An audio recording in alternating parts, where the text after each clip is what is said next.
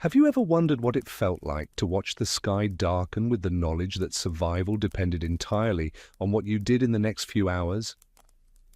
Can you imagine a world where a single, overlooked task, a crack left unsealed, a bucket of water forgotten outside, could mean the difference between warmth and freezing darkness? Tonight, we journey to the Siberian frontier of the 18th and 19th centuries, to those isolated settlements where winter storms didn't merely inconvenience, they tested the very will to endure. Before we step into this quiet journey through winter's hold on these early peoples, I'd like to ask a small kindness. Please tap the like button and subscribe to Epic Boring History, so these late-night passages through forgotten corners of the past can continue to find you. Leave a comment below. Let me know where you're listening from and what hour it is in your part of the world. Some of you may be wrapped in the stillness of deep night, others greeting the first light of morning, or somewhere in the gentle space between.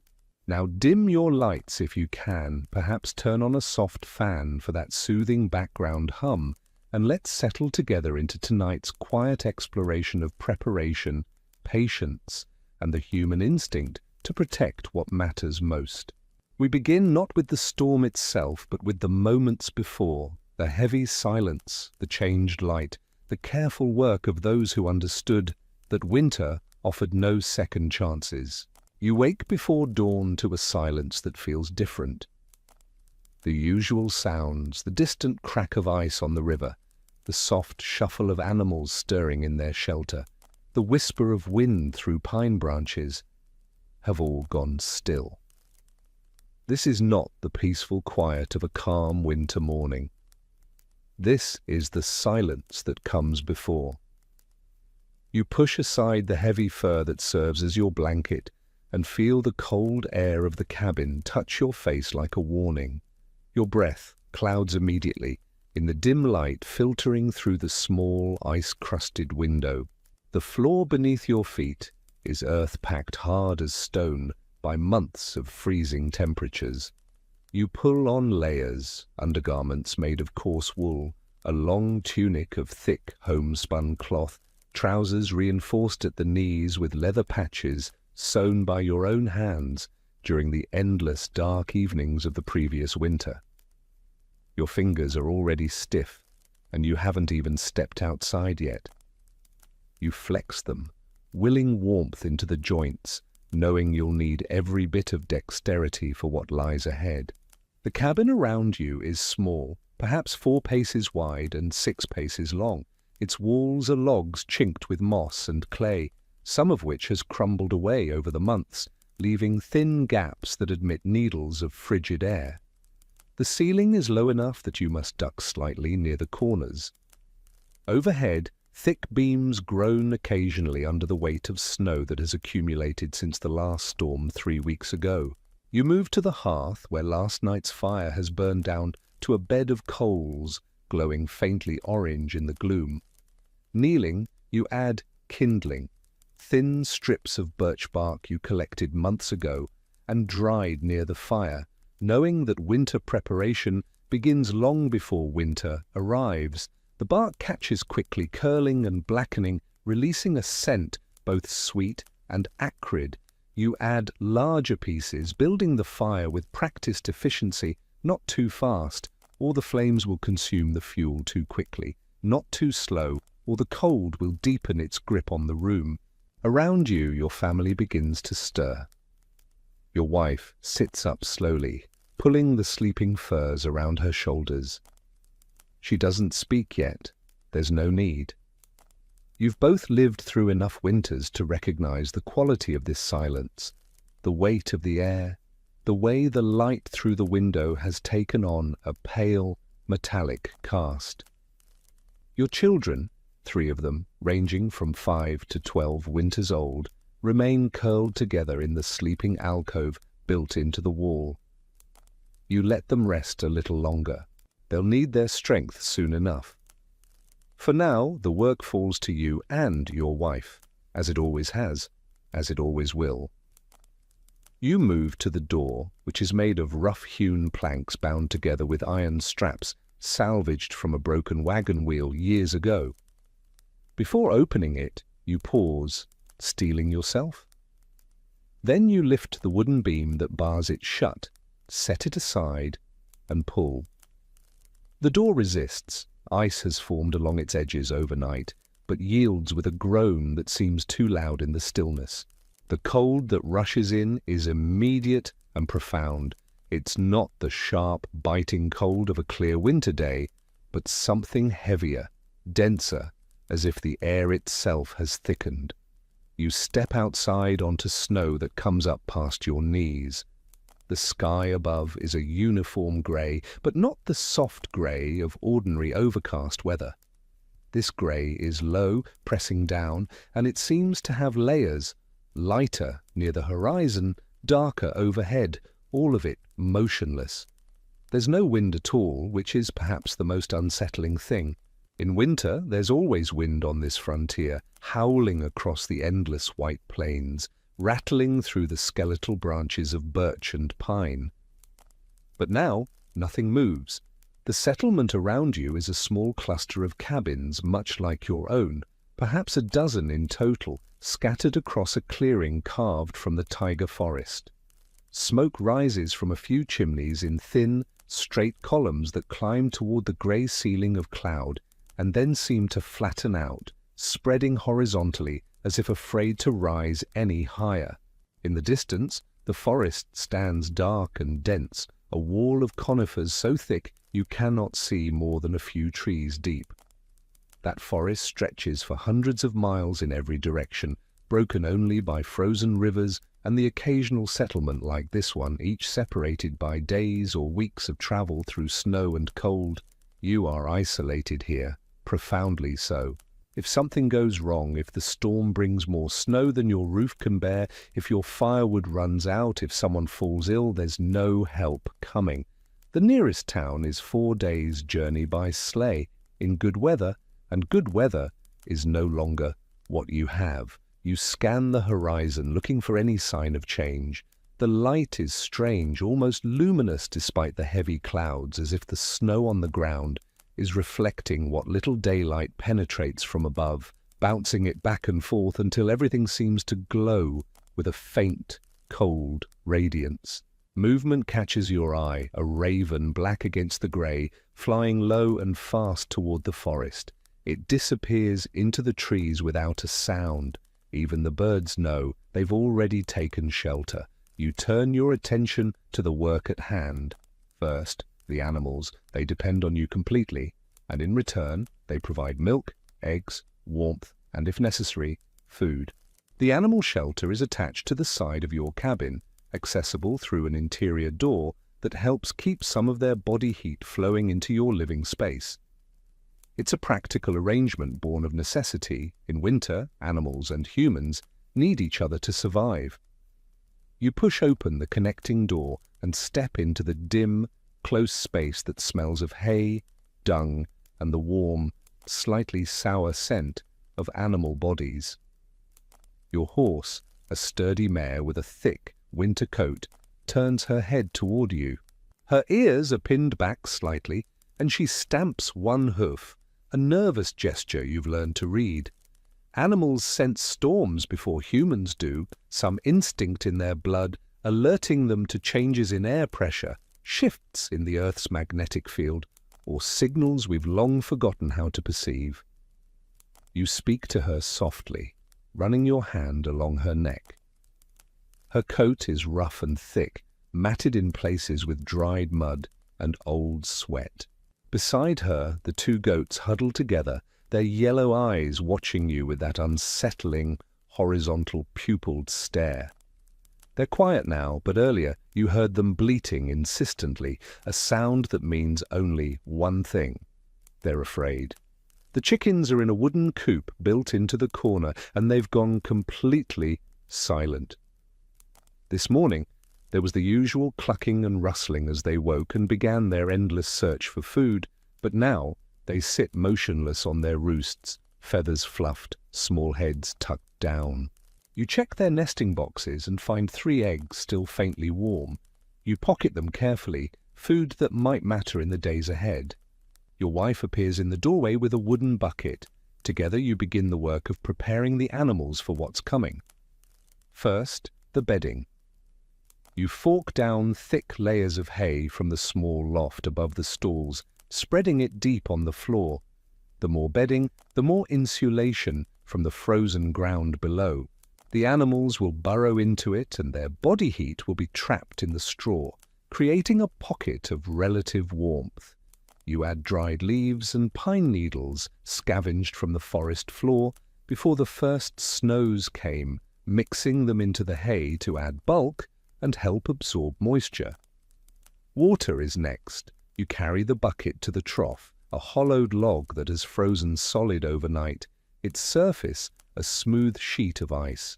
Using an iron bar heated in the cabin's fire, you melt through the ice, breaking it into chunks that you lift out and toss aside. Then you pour fresh water from the bucket, knowing it too will freeze within hours once the storm arrives and the temperature plummets even further. You give the animals extra feed, oats for the horse, a mixture of grain and vegetable scraps for the goats, handfuls of seeds scattered for the chickens. They'll need the energy to maintain their body heat through the long hours of the storm. The horse eats eagerly, her nervousness momentarily overcome by hunger. The goats are more hesitant, nibbling cautiously, their ears swiveling at every small sound. You check the walls of the shelter for gaps. There are always gaps. The logs settle over time, the chinking dries and crumbles, and wind finds every weakness. With your wife's help, you stuff fresh moss into the cracks, pressing it deep with a wooden stick until it's firmly lodged. You mix clay with water warmed by the fire, creating a thick paste that you smear over the moss, sealing it in place. Your hands ache from the cold even though you're working quickly. The clay is gritty and grey, and it sticks under your fingernails, but you don't stop. Every gap sealed is a degree of warmth preserved, a small victory against the storm that's coming. You can feel it now, not just in the silence and the strange light, but in your sinuses, a subtle pressure that builds behind your eyes and makes your teeth ache slightly. This is knowledge passed down from those who lived here before you, the Evenki people who've moved through these forests for countless generations. They taught you to read the signs that the land itself provides, the way snow crystals catch light differently when a storm approaches, the behavior of certain birds, the feel of the air against your skin. You learn to listen for distant sounds in the forest, the crack of branches laden with too much snow, the groan of ice on the river shifting under its own weight. These sounds carry differently when a storm is near, muffled or amplified in ways that speak to those who've learned the language. Your wife finishes sealing the last gap and stands, pressing both hands to the small of her back. She's tired, you both are, but there's no time to rest. You secure the interior door to the animal shelter, making sure it's latched firmly but not barred. If something goes wrong during the storm, you need to be able to reach the animals quickly. Back in the main cabin, your children are awake now. Your eldest, a girl of 12, is already dressed and helping the younger ones with their layers. She's competent beyond her years, shaped by the same harsh necessities that shaped you. Your middle child, a boy of 8, watches you with wide eyes, sensing the urgency but not yet understanding its full weight. The youngest, a girl of 5, clings to her older sister's hand. You kneel beside them and speak gently, explaining what needs to be done.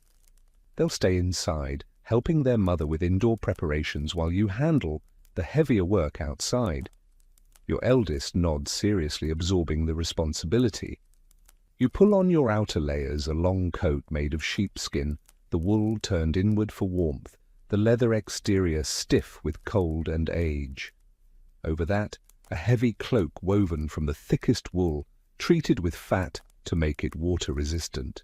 On your head, a fur cap with ear flaps that tie under your chin. On your hands, mittens made from rabbit fur sewn inside leather shells. On your feet, boots of felt pressed so thick they add inches to your height, wrapped with leather strips to keep them from falling apart. These boots are perhaps your most valuable possession after your horse. Without them, you couldn't survive 10 minutes in a winter storm. You step outside again into that oppressive silence. The cold finds its way through all your layers eventually, seeping in at the wrists, the neck, the gap between your coat and your belt. The work ahead is simple but exhausting. You must prepare your cabin to withstand wind and snow that will try to tear it apart, bury it, or infiltrate every crack and seam to steal away the precious warmth inside. You begin with the roof. Using a ladder made of poles lashed together with leather thongs, you climb carefully to where the sloped roof meets the wall. The snow up here is deep, piled in drifts that obscure the original line of the roof. You carry a wide wooden shovel, more of a pusher than a true shovel, and begin clearing the snow. It's heavy, wet at the bottom layer where it's been compressed, dry and powdery at the top. You push it over the edge where it falls to the ground in soft explosions of white. This is necessary because snow has weight, far more than most people realize. A roof loaded with too much snow can collapse inward, and if that happens during a storm when the wind is howling and the temperature has dropped to depths that freeze exposed skin in minutes, there's no easy repair. You've heard stories, everyone has, of families found in spring when the thaw comes, crushed under the fallen beams of their own homes. You push another load of snow over the edge. Your arms and shoulders burn with the effort, and sweat begins to form on your back despite the cold. You work systematically, section by section, clearing the accumulated weight. While you're up here, you inspect the roof itself. The thick logs that form the frame are sound, but you notice a small gap where two beams meet, a place where the wind might pry during the storm. You climb down, retrieve a wooden wedge and a mallet from your small collection of tools, and climb back up to drive the wedge into the gap until it's tight. It's a small thing, but small things accumulate into survival or disaster. Next, you check the chimney. It's built of stones mortared together with clay, rising just high enough above the roofline to draw properly. Ice has formed around the opening, and you carefully chip it away with a knife, ensuring the smoke from your fire will have an unobstructed path. A blocked chimney means smoke filling your cabin, and smoke means you can't keep the fire burning, and without fire you will freeze. You descend the ladder and move to the walls of the cabin. Here, the work is similar to what you did inside the animal shelter, finding gaps, packing them with moss, sealing them with clay. But there's an additional step for the outer walls. You shovel snow, great mounds of it, against the base of the cabin, packing it firmly, building it up until it forms a sloping barrier perhaps 3 feet high. This seems counterintuitive, insulating your home with the very thing you're trying to keep out. But snow, when packed, is an excellent insulator. It traps air in countless tiny pockets, and that still air blocks the transfer of heat far more effectively than wood or clay alone. The Evenki taught your people this, showing you how to build snow walls, snow shelters, even entire snow houses when necessary. You pack the snow with your shovel, then with your hands when you need finer control, pressing it firm, smoothing the surface. Your wife appears with old furs, scraps and pieces too worn for clothing, but still useful. Together you hang these over the door and the window, securing them with wooden pegs driven between the logs. The door is the weakest point in any cabin, the place where wind will force its way through no matter how well it's built. The furs add another layer of protection, and they can be pulled aside during the day when you need light, then dropped back into place when darkness falls. The window is small, just a gap covered with a scraped hide, stretched thin enough to let light through. In summer, you remove this hide to let in air and sun, but in winter, it stays in place, and now you cover it with fur as well, cutting off even more light, but keeping out the cold. You step back to survey your work. The cabin looks half buried now, hunched down under its layers of snow and fur, bracing itself. It looks ready, but are you? You turn your attention to firewood. This is perhaps the most critical resource, more important even than food, because without heat you'll die long before hunger becomes a serious threat. Your woodpile is stacked against the east side of the cabin, where it's somewhat protected from the prevailing winds. You've been building this pile since summer, cutting dead trees from the forest, splitting the logs, stacking them to dry. Now you begin moving wood inside. You carry it in armloads, 5 or 6 pieces at a time, stacking it along the back wall of the cabin where it will stay dry and be easily accessible. The wood is heavy and the cold makes it feel heavier.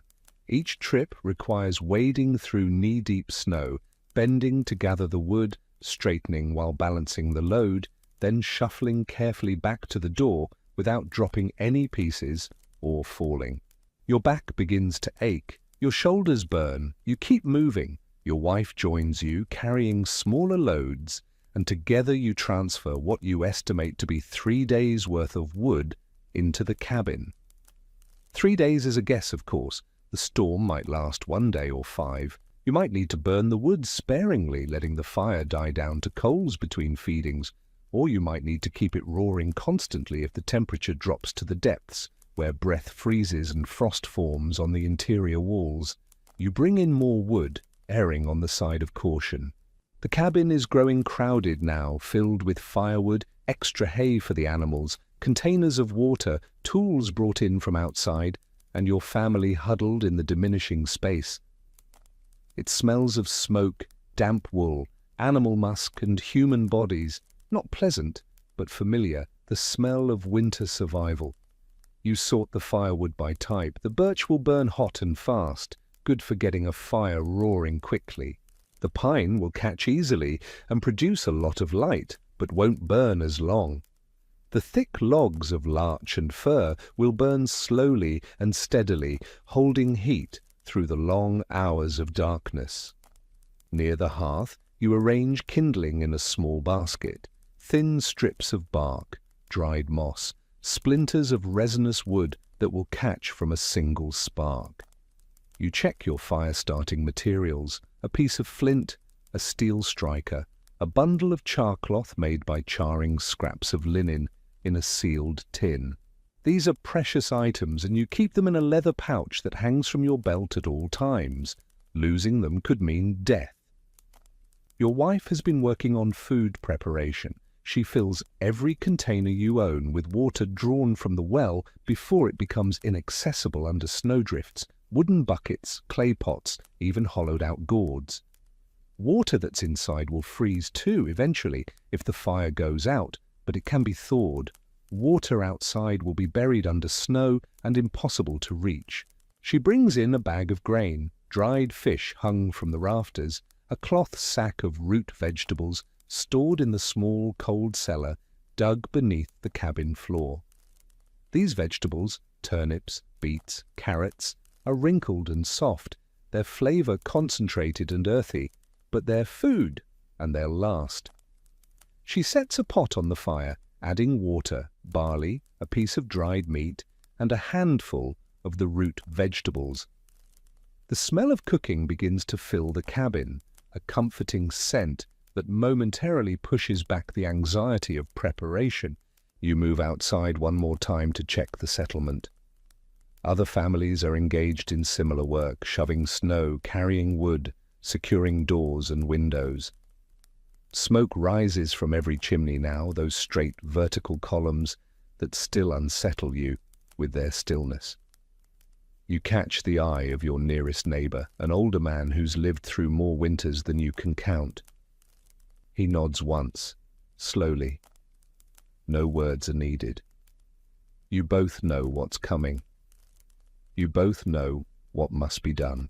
A dog barks somewhere, a sharp sound that echoes strangely in the heavy air, and then cuts off abruptly. You haven't heard any dogs since then, They've all retreated to whatever shelter they can find, curling themselves into tight balls, waiting. The light is fading now, though it's barely midday. The grey above has deepened to something darker, and you notice the first change in the air.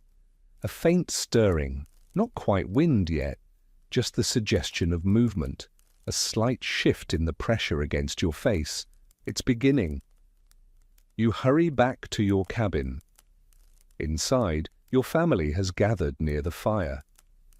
The eldest child is mending a tear in a blanket, her needle moving with practiced precision. The middle child is arranging wooden toys he carved last winter, and the youngest is already drowsy, leaning against her mother. The pot bubbles gently, releasing steam that condenses on the cold walls and runs down in tiny rivulets. You bar the door, sliding the heavy wooden beam into its brackets. This door will not open again until the storm passes, no matter what happens outside. You check the fire one more time, adding a thick log that will burn for hours. You position the iron poker and wooden logs nearby so you can tend the fire without getting up more than necessary. You pull off your outer layers, the sheepskin coat, the wool cloak, the heavy boots, and hang them on pegs near the door, where they'll dry slightly in the cabin's warmth. Your undergarments are damp with sweat from the work, and now that you've stopped moving, the cold begins to seep into your bones. You join your family near the fire, accepting a wooden bowl of hot stew from your wife. The food is simple but good. The grains have softened, the meat has given up its flavor to the broth, and the vegetables add a slight sweetness. You eat slowly, letting the warmth spread through your chest. Around you, your family eats in silence, the only sounds the crackling of the fire and the gentle scrape of wooden spoons against bowls. And then you hear it. The wind. It starts as a whisper, a soft rush of air sliding past the cabin walls. Within moments, it builds to a moan, then a howl, then a shriek that sounds almost human. The cabin trembles slightly. Snow begins to hit the walls, not falling gently, but driven horizontally by wind that has gone from still to violent in the span of a few breaths. The storm has arrived. You sit by the fire, your family close around you, and you listen. The wind screams. Snow hammers the door, the walls, the roof, with a sound like fists pounding. The lantern hanging from a ceiling beam sways slightly, its flame flickering, casting dancing shadows across the cramped space. Outside, the world has become chaos. Wind and snow and darkness all mixed together into something primal and fierce. But inside, for now, you're safe. You've done everything you can. You've sealed every gap, gathered every resource, made every preparation that experience and instinct demanded. Now comes the hardest part, the waiting, the long hours or days of listening to the storm rage, hoping your preparations were enough, hoping the roof holds, hoping the fire doesn't go out, hoping morning will come and bring with it a return to the eerie silence that means the storm has passed. Your youngest child stirs and whimpers softly, frightened by the noise. Your wife pulls the child close, wrapping her in furs, murmuring soft reassurances. The middle child stares at the door, as if expecting it to burst open at any moment. Your eldest sits straight-backed, her face composed, but you see her hands gripping the blanket she was mending, knuckles white. You add another log to the fire. The flames leap higher, pushing back the shadows, and in that small circle of light and warmth, your family huddles together. The storm will do what storms do. You can only wait, tend the fire, and hope that when the wind finally dies and the snow stops falling, you'll be able to open that door and step out into a world transformed but still survivable. The hours stretch ahead, measured only by the need to feed the fire, to shift position when your muscles grow stiff, to offer quiet comfort when fear rises in the darkness. This is what winter demands of those who choose to live on the frontier. Not just strength or courage, but patience, endurance, and the ability to sit in uncertainty while the world outside rages beyond your control. Let us drift now from this single cabin, this single family waiting in the firelight, and turn our attention to another life unfolding in this same frontier world. Her name was Marta Ivashkina, and though you would not find her story written in the official records of the empire, her presence shaped the survival of those who lived beside her in ways both subtle and profound. She was born in the autumn of 1789 in a settlement much like the one we've just left, where wooden cabins huddled together against the immensity of the Siberian wilderness. Her father had been a trapper, drawn east by rumors of rich fur territories, and her mother came from a family of exiles, minor nobility who defended someone powerful enough to send them into Siberia's vast embrace. Marta grew up between two worlds, neither quite belonging to one nor the other, yet drawing strength from both in equal measure. From her father, she learned the practical knowledge of survival, how to read animal tracks in snow, how to judge the quality of pelts, how to move through forests in winter without exhausting yourself. From her mother, she inherited a different kind of knowledge, literacy, which was rare on the frontier, and a quiet determination that nobility was defined not by birth, but by how one conducted oneself in the face of hardship. Her mother would sit with her in the evenings, teaching her to read by the light of tallow candles, speaking of a world beyond the forest where books filled entire rooms and conversations ranged across philosophy and poetry. But it was from her grandfather, an Evenki elder who sometimes visited their settlement to trade, that Marta learned what would become her most valuable skill, the ability to read storms before they arrived. This was not fortune-telling or mysticism, though some settlers would later call it that, but rather a sophisticated understanding of natural signs built over generations of close observation.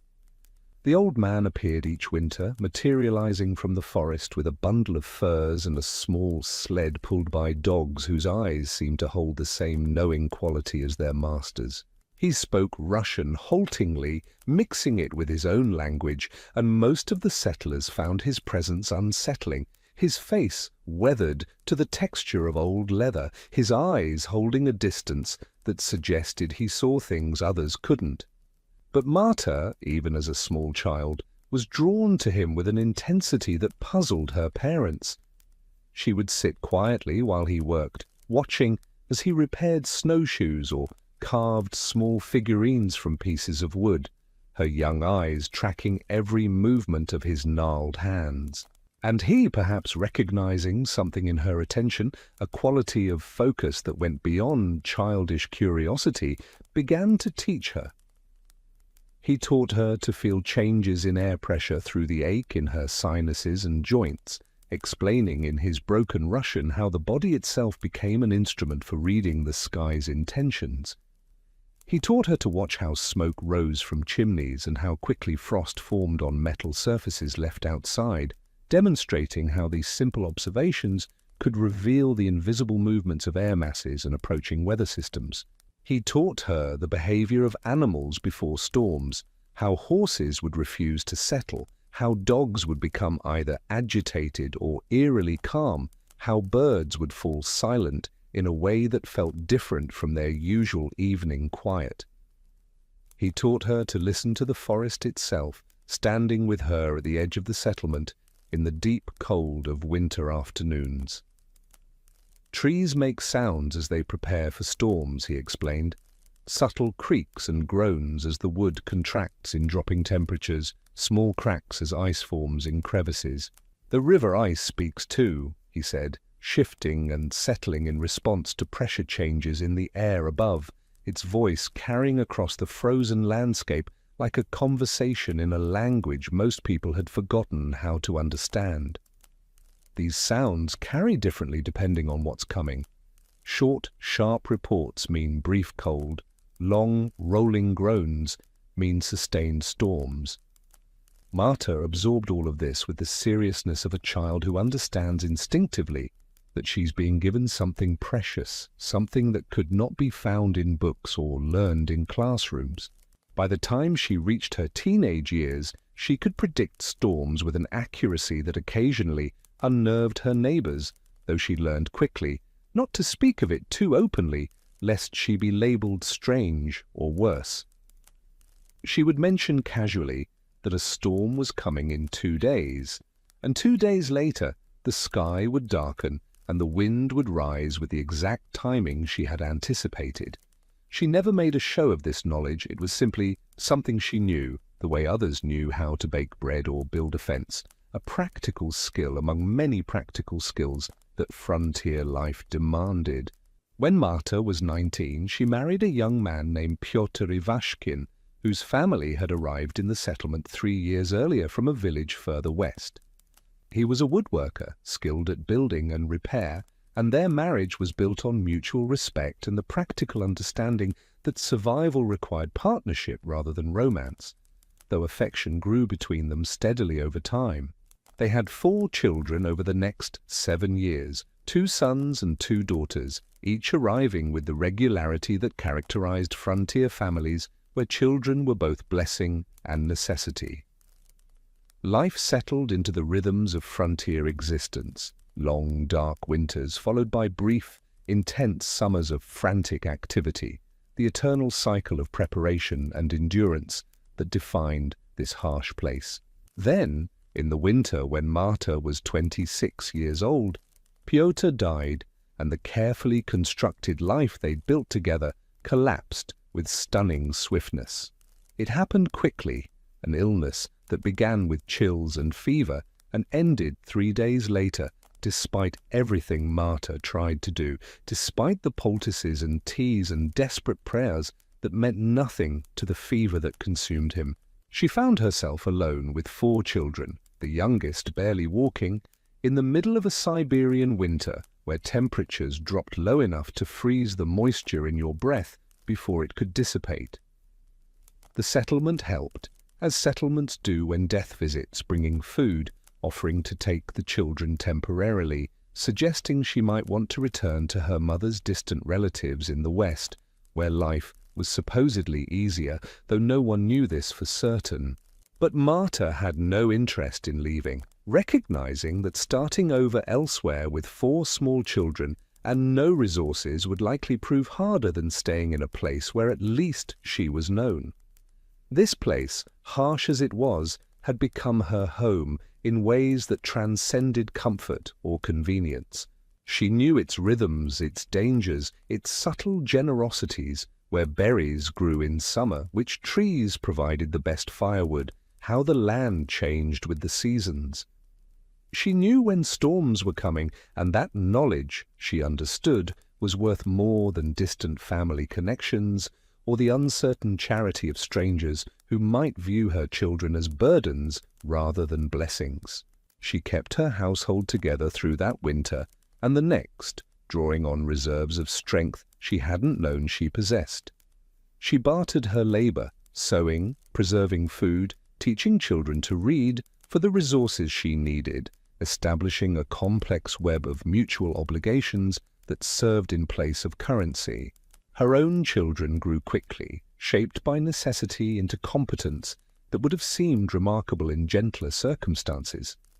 Her eldest son, at age 9, could already chop wood and tend fires with the efficiency of someone much older, understanding, without being told, that his family's survival depended on everyone contributing beyond their years. Her daughters learned to manage the small vegetable garden that provided precious fresh food during the brief summer months, and care for the goats Marta acquired through trade, animals whose milk and occasional meat made the difference between adequacy and hunger. They were poor, certainly by any standard measurement. Their clothes were patched, their meals simple, their cabin drafty, despite Marta's best efforts. But poverty on the frontier was relative in ways that city dwellers could never quite understand. Everyone struggled, and what mattered was not wealth but capability, and the willingness to adapt to circumstances that changed with the seasons and the weather. Those who survived were not necessarily the strongest or the richest, but rather those who could adjust their expectations and methods to match what the land demanded. Marta's reputation as a storm reader grew over these years, spreading beyond her immediate neighbors to encompass the entire settlement and even reaching nearby communities through the gossip networks that connected frontier outposts. People began to pay attention when she mentioned incoming weather, noting the casual quality of her warnings that somehow made them more rather than less credible. They noticed that when Marta reinforced her roof or brought in extra firewood, a storm would indeed follow within a day or two, arriving with the timing she had implied without quite stating directly. Some dismissed this as coincidence or superstition, particularly the newer arrivals who hadn't yet learned that frontier survival often depended on knowledge that couldn't be explained through conventional logic. But others, particularly those who'd lived through winters where lack of preparation had meant loss and suffering, began to quietly follow her example, understanding that Marta's instincts had proven more reliable than the sky's appearance or any other conventional weather sign. These people watched her movements in autumn and early winter with the attention usually reserved for reading important documents, knowing that her actions contained information vital to their survival. She never sought this role, never positioned herself as an authority or claimed special powers. She didn't announce predictions or offer advice unless asked, understanding that unsolicited counsel, however well-intentioned, often bred resentment rather than gratitude. But her actions spoke plainly enough to those who chose to observe them. When she was seen packing moss into the gaps in her cabin walls with particular urgency, her movements faster and more focused than usual, others would find themselves doing the same, some consciously and others through a kind of unconscious mimicry. When she moved her animals into their shelter earlier than usual, neighbors would glance at the sky, note its quality, perhaps seeing nothing remarkable themselves, and do likewise, trusting her judgment over their own observations. It was a form of leadership exercised through example rather than words, and it shaped the settlement's survival in ways that went unrecorded but were deeply felt. The year Marta turned 33 brought what would later be remembered as the season of two great storms, a winter that old-timers would reference for decades afterward when describing harsh conditions. The first arrived in early winter, earlier than usual, catching the settlement partially unprepared, despite the warnings some claimed to have sensed in the air. Marta had felt it coming for 3 days, a building pressure behind her eyes that made concentration difficult, an ache in her joints that had nothing to do with age or injury, and a quality to the silence that reminded her of her grandfather's teachings. The forest had gone quiet in that particular way he'd described, and her horses refused to settle despite adequate food and shelter. She prepared her household methodically, working with the deliberate efficiency that characterized all her actions, and she mentioned to several neighbors that something significant was approaching. Some listened, particularly those who'd learned to trust her instincts and began their own preparations with the urgency her tone implied. Others, distracted by the demands of daily survival or skeptical of predictions that seemed to come from nothing more than feeling and intuition, did not. They looked at the sky, saw nothing particularly threatening, and decided that their other tasks were more pressing than preparing for a storm that might never arrive. The storm hit with unusual violence, arriving in the night when most families were sleeping and transforming the world into chaos within hours. Wind drove snow horizontally across the settlement, piling drifts that buried fences and lower walls, erasing the familiar geography of the place until nothing looked quite right anymore. The temperature dropped so sharply that water left in containers cracked the vessels as it froze, the ice expanding with force enough to shatter ceramic and split wood. The storm lasted 2 full days and a night between them, and when it finally passed, the settlement emerged to survey the damage and count their losses. Several roofs had partially collapsed under snow weight, the beams groaning and then giving way with cracks that sounded like gunshots. One family lost most of their chickens when their coop's roof gave way, the birds freezing almost instantly in the terrible cold that rushed in. Another had their door blown partially open during the worst of the wind, filling half their cabin with snow before they could secure it again, spending the remainder of the storm huddled in the one warm corner that remained. Marta's household, and those of the neighbors who'd followed her example in preparing early and thoroughly, weathered the storm with minimal damage, emerging cold and tired, but fundamentally intact. But what made this season memorable was not the first storm, but what followed, an unprecedented event that would reshape how the settlement thought about winter preparation. 3 days after the initial storm ended, Marta felt the signs returning, and at first she thought she must be mistaken, that her body was still responding to the previous storm rather than presaging a new one. The same pressure in her sinuses, building slowly but unmistakably throughout the day. The same ache in her joints, spreading from her hands to her knees to her shoulders. The same quality of silence and light that preceded the first storm, as though the world was holding its breath before plunging once more into violence. But this seemed impossible. Storms didn't arrive in such quick succession, not storms of that magnitude, not in any pattern Marta had learned or heard described. There were usually weeks between major winter storms, time for recovery and re-preparation, time for settlements to repair damage and replenish depleted resources. Marta stood outside her cabin, studying the sky with growing concern that bordered on disbelief. The clouds were reforming, lower and heavier than before, moving with a purposeful quality that suggested gathering power. The temperature, which had risen slightly after the first storm, that brief, deceptive warming that sometimes follows severe cold, was dropping again, and she could feel the change in her skin, in the way the air moved against her face. She watched her horses. They were stamping nervously, refusing to settle even though she'd just fed them, and they should have been calm. Their eyes showed white at the edges, and they kept turning their heads toward the north, toward the direction from which the cold always came. She walked to the edge of the settlement and listened to the forest, standing motionless in the cold and paying attention with every sense she possessed. There, that distant groaning, those small cracks and pops that spoke of trees bracing themselves for another assault, the forest preparing for violence in ways that only those who knew how to listen could detect.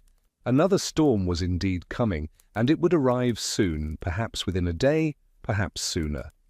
The signs were unmistakable to someone with eyes trained to see them and ears trained to hear what most people filtered out as meaningless noise. She moved quickly, understanding that time was now more precious than caution or social nicety. First, she secured her own household, reinforcing the patches they'd made after the first storm, bringing in more firewood than seemed reasonable, stacking it until their small interior space was more crowded with wood than people. She moved all the animals inside, even though space was cramped and the smell would become unpleasant, knowing that living animals generated heat and that heat might make the difference between survival and catastrophe. Her children watched her work with wide eyes, understanding from her focused intensity that something unusual was happening. Then, without announcing her intentions or making a dramatic show of concern that might cause panic, she walked to the cabins of her neighbors, moving methodically from house to house. To the elderly couple who lived 3 houses away, she mentioned that she was preparing for more weather and wondered if they needed help securing their roof, phrasing it as an offer of assistance rather than a warning of impending danger. They looked at her with surprise. The sky was clear, relatively speaking, showing no obvious signs of the violence she was predicting, but they didn't refuse her help. Together with her eldest son, Marta helped them reinforce their roof beams and bring in extra supplies, working quickly but thoroughly. To the young family who'd lost their chickens in the first storm, she offered advice on temporarily housing the surviving birds in a sturdier location, suggesting they move them into the family's main cabin if necessary. To the family whose door had blown open, she helped rehang it more securely and showed them how to bar it with angled braces that would hold even under sustained pressure, using techniques her husband had taught her years ago. She didn't explain herself beyond saying she had a feeling more weather was coming, keeping her language vague and her tone casual. Some thought she was being overly cautious, perhaps traumatized by the first storm's intensity and seeing danger where none existed. Others, remembering her track record and the fact that she had never been wrong about these matters, took her seriously and began their own preparations. The settlement spent that day in a flurry of activity, not the panicked rushing of crisis, but the steady, purposeful work of people who'd been reminded that winter offers no second chances and that preparation attempted too late is merely futile effort. The second storm arrived the following morning, just as Marta had anticipated, though even she was surprised by its magnitude. It was larger than the first, colder and more sustained, as though winter had decided to demonstrate what it could truly accomplish when roused to full fury. The wind reached velocities that made the first storm seem almost gentle by comparison, velocities that bent trees and sent loose objects flying through the air like weapons. Snow didn't just fall or even blow, it seemed to attack, driven with such force that it found gaps no one knew existed, piling in corners and against walls in ways that defied normal drift patterns. The temperature dropped to depths that made breathing painful and turned exposed skin white with frostbite in minutes, cold so profound it seemed to penetrate through walls and clothing to attack the body directly. This storm lasted 3 days without pause, 3 days during which the wind never stopped its howling and the snow never stopped its assault. Inside her cramped cabin, Marta kept her family calm through force of will and careful planning. She'd arranged the interior space with careful thought, the warmest corner for sleeping, multiple layers of furs and blankets creating a nest of warmth, the animals positioned to maximize their heat contribution without crowding the living space unbearably. She'd anticipated they might be trapped inside for an extended period, so she'd rationed their supplies to stretch further than seemed necessary, calculating how many days they could endure if the storm lasted longer than expected. Her children, frightened by the howling wind and the way the cabin shook under its assault, the walls groaning and the roof creaking ominously, looked to her for reassurance.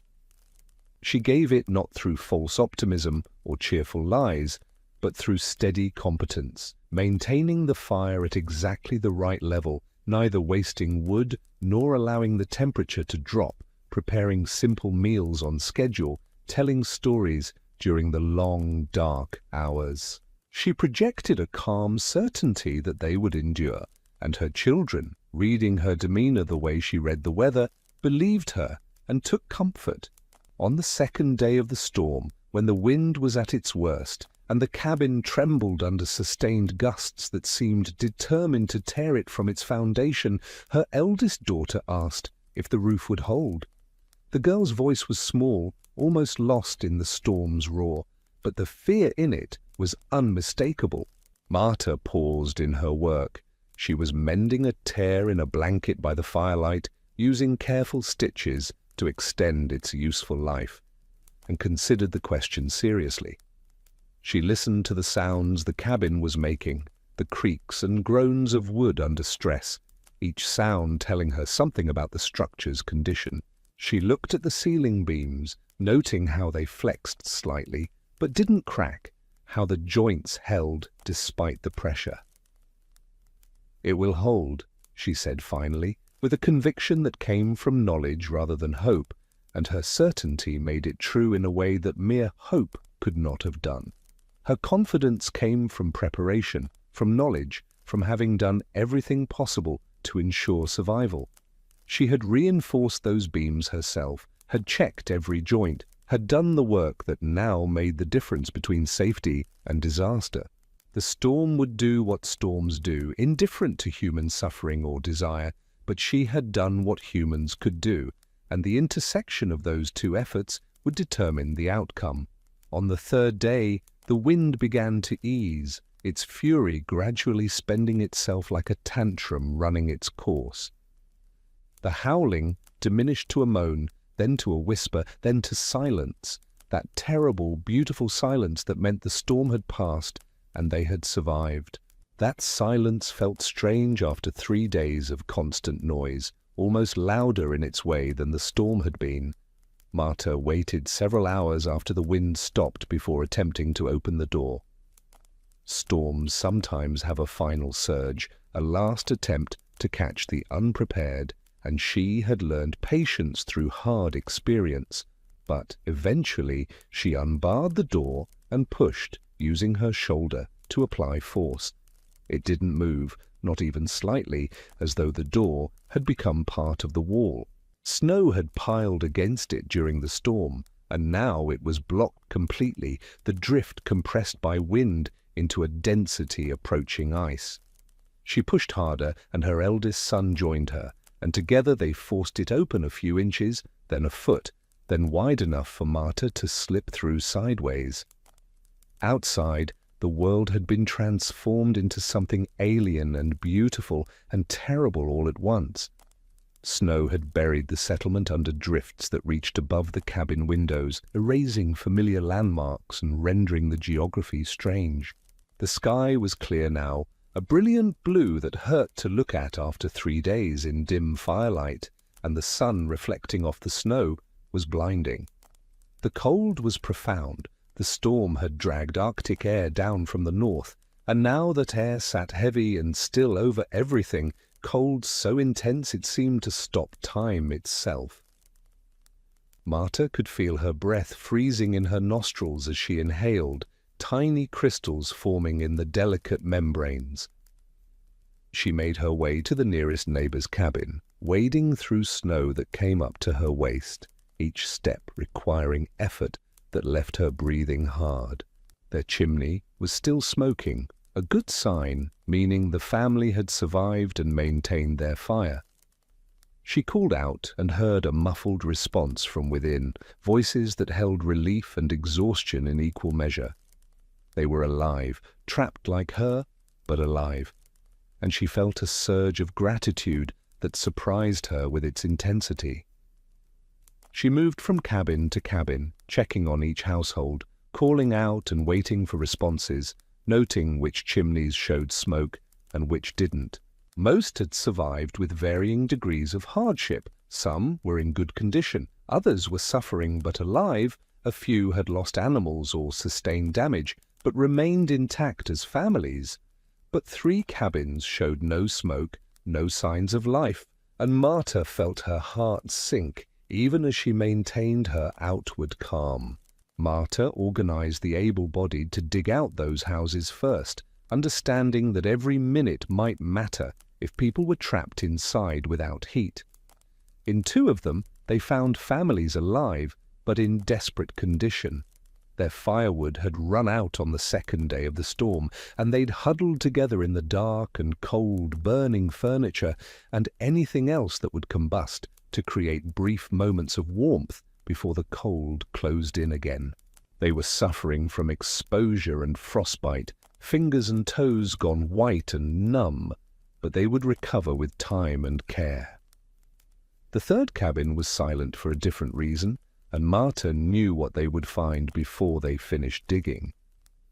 The roof had collapsed under the weight of snow and sustained wind pressure, falling inward and crushing everything beneath, the beams giving way catastrophically. The family inside had died quickly, which was perhaps the only mercy that winter offered, death by crushing rather than the slow agony of freezing. The settlement mourned them in the way frontier communities mourn, with quiet grief and the practical necessity of moving forward, understanding that survival demanded they continue despite loss. The dead were prepared for burial once the ground thawed in spring, their bodies stored in a snow cave built for that purpose, treated with dignity even as their loss was absorbed into the settlement's collective memory. The living turned their attention to recovery and, crucially, to learning, understanding that this storm had taught lessons that needed to be understood and remembered. In the weeks that followed, as the settlement dug out and repaired damage and took stock of losses, Marta's methods became a topic of quiet conversation in the way that important matters are discussed without ever being formally addressed. People noticed that her cabin had sustained minimal damage, emerging from the storm essentially intact. They noticed that her family was in good condition, neither starving nor injured, her children healthy despite the ordeal. They noticed that those who'd followed her example in preparing after the first storm had also fared better than those who hadn't, and the correlation was too clear to ignore. There was no formal meeting, no official acknowledgement, but a subtle shift occurred in the settlement's collective approach to winter preparation. The following autumn, Marta's recommendations, though she never framed them as such, never presumed to tell others what to do, were quietly adopted across the settlement. When she reinforced her roof, others did the same, often without discussing why they were doing so. When she brought in extra moss for chinking gaps in walls, others noticed and gathered their own, following her schedule without being told. When she began preparing earlier than usual, others no longer questioned why, but simply began their own preparations, understanding that her timing came from knowledge they lacked. She had become, without seeking the role, a kind of informal guide, someone whose instincts and knowledge were trusted not because of any official authority, but because they consistently proved accurate and useful. This was leadership of a particular frontier variety, earned through competence, exercised through example, accepted because it served everyone's survival. Marta herself remained modest about this influence, uncomfortable with any suggestion that she possessed special wisdom. She saw it simply as sharing what she knew, the way her grandfather had shared his knowledge with her, a practical exchange rather than an assertion of superiority. There was no pride in it, no sense of being somehow better than her neighbors, only a practical understanding that survival on the frontier was a collective effort, and that knowledge hoarded was knowledge wasted. If she knew when storms were coming, and sharing that knowledge helped others prepare, then sharing was simply the obvious thing to do. She continued to raise her children, to maintain her household, to barter her skills for what she needed, living a life that looked ordinary from the outside. As the years passed and her children grew into capable adults who eventually established their own households, Marta became a fixture of the settlement, one of those people whose presence is so fundamental that it's easy to forget they haven't always been there. Young families would seek her advice not just about storms, but about 100 other aspects of frontier life: how to preserve food for winter, when to plant crops, how to treat common illnesses, where to find good firewood. She became a repository of practical wisdom, a bridge between the indigenous knowledge she'd learned as a child and the settler adaptations that experience had taught her, someone who could explain both why things worked and how to make them work better. In her later years, when her hair had gone grey and her joints ached, not just before storms but constantly, a reminder of age and all the years she'd worked in harsh conditions, Marta would sometimes think back to her grandfather. She understood now why he'd taken the time to teach a small child things that seemed abstract and strange, knowledge that could not be immediately applied but needed to be absorbed slowly over years. Knowledge, he'd known, must be passed forward or it dies, and each generation that fails to teach the next severs the chain of understanding that keeps people alive. And frontier life, harsh and unforgiving as it was, could not afford to lose the accumulated understanding of how to read the land, the sky, the animals, and all the subtle signs that meant the difference between preparation and disaster.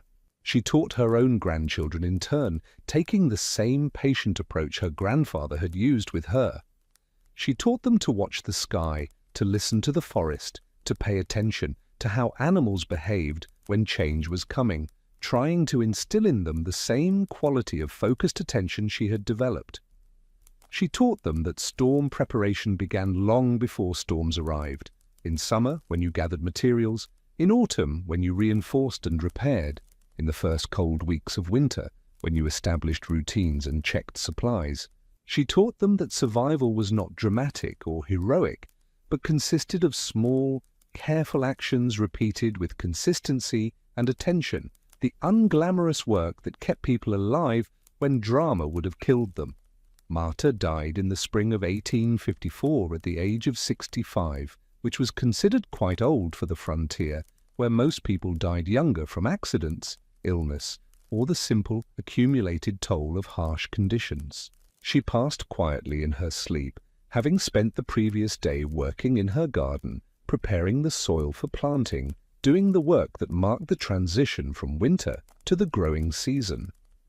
The settlement buried her in the small cemetery at the edge of the forest, and though there was no official ceremony or grand memorial, frontier pragmatism extended even to death, her absence was felt profoundly. For years afterward, people would mention her name when discussing storm preparation, when teaching children about weather signs, when making decisions about when to begin winter preparations. Marta would have started reinforcing by now, someone would say, and that would settle the question without need for further discussion. Her legacy was not in any grand achievement or dramatic rescue, but in the quiet accumulation of lives saved, hardships prevented, and knowledge preserved, contributions that couldn't be counted but whose absence would have been catastrophic. She represented something essential about frontier survival, that it required not just individual strength, but the willingness to share expertise, to help neighbors, to think beyond one's own immediate needs. She showed that leadership could be exercised through example rather than authority, and that sometimes the most important contributions are the ones that prevent disasters from occurring in the first place, the invisible work of preparation that makes survival possible. In the settlement's collective memory, Marta became something more than a historical person with dates and facts attached to her name. She became a symbol of preparedness, attention, and the subtle wisdom of those who learned to read the world's warnings, a figure who represented values the community wanted to preserve. Stories about her, some true, some embellished, some perhaps invented entirely, but containing truth of a deeper kind, continued to circulate for generations. Children were told about the woman who could feel storms in her bones, who saved her neighbors through careful preparation, who understood that winter's violence could be survived if one paid attention and acted on what that attention revealed.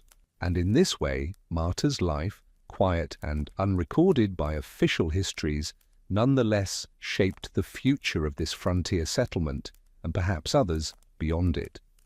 Her knowledge became embedded in the settlement's practices, becoming simply how things are done without anyone quite remembering where these practices originated. Her methods became tradition, passed down not as Marta's way, but as the obvious natural way to prepare for winter. And her understanding that preparation was an act of care for both self and community became part of how people thought about winter survival, an unspoken ethic that shaped behavior across generations. She asked for no recognition, sought no fame, and would likely have been uncomfortable with the idea that her name might be remembered beyond her own lifetime. But the frontier, in its way, offers its own form of immortality, not through monuments or written records, but through the continuation of useful knowledge, through the lives saved by practices passed down, through the quiet inheritance of wisdom that allows people to endure. As winter follows autumn and storms follow silence, so too does knowledge pass from one generation to the next, carried not in grand proclamations, but in small gestures, careful preparations, and the willingness to teach those who are ready to learn. Marta understood this instinctively, not through philosophy, but through lived experience. And in understanding it, she became part of something larger than her individual life. She became part of the continuous human effort to survive, adapt, and pass forward the lessons that winter teaches to all who live under its harsh instruction. Her life proved that significance isn't measured in official recognition or dramatic moments, but in the steady accumulation of small acts that make survival possible for others. The storms came every winter, as they always had and always would, indifferent to human presence or suffering. But because Marta had lived, because she had learned and taught and shared, those storms claimed fewer victims than they might have, and that difference, invisible in any record book, was everything. Let us drift now from Marta's story into something stranger, more elusive, into the realm of archaeological puzzles and cultural practices that still resist complete understanding. When researchers began systematically studying the remains of frontier settlements in Siberia during the late 19th and early 20th centuries, they found structures and artifacts that raised questions without offering clear answers.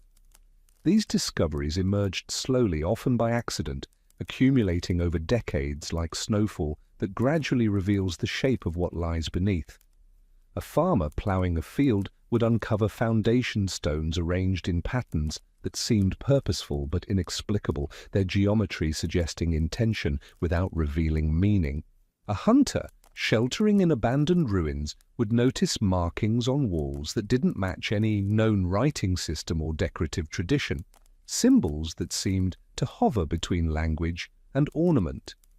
Archaeologists cataloguing settlement remains would find construction features that seemed to serve no obvious function, or whose function, if guessed at, suggested beliefs and practices that had gone unrecorded in written histories. One of the earliest puzzles involved roofs, those most fundamental of protective structures. In a cluster of settlements in the eastern taiga, researchers found remnants of cabins built with double roof structures, not simply a roof with an attic space beneath, but two distinct layers separated by a gap of perhaps 2 feet, creating a void whose purpose was not immediately apparent. The lower roof was standard construction, solid planking that would have kept out wind and precipitation. But the upper roof, instead of being solid planking, consisted of logs laid in a peculiar lattice pattern with deliberate gaps between them, openings that seemed to invite the very elements a roof should exclude. Initially, archaeologists assumed this was simply deterioration, that there had once been material filling those gaps that had since rotted away, victim to decades or centuries of exposure.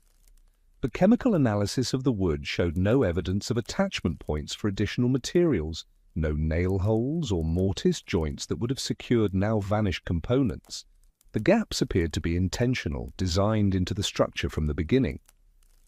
Why would anyone build a roof with gaps in it, deliberately compromising the shelter that stood between inhabitants and the killing cold of Siberian winter?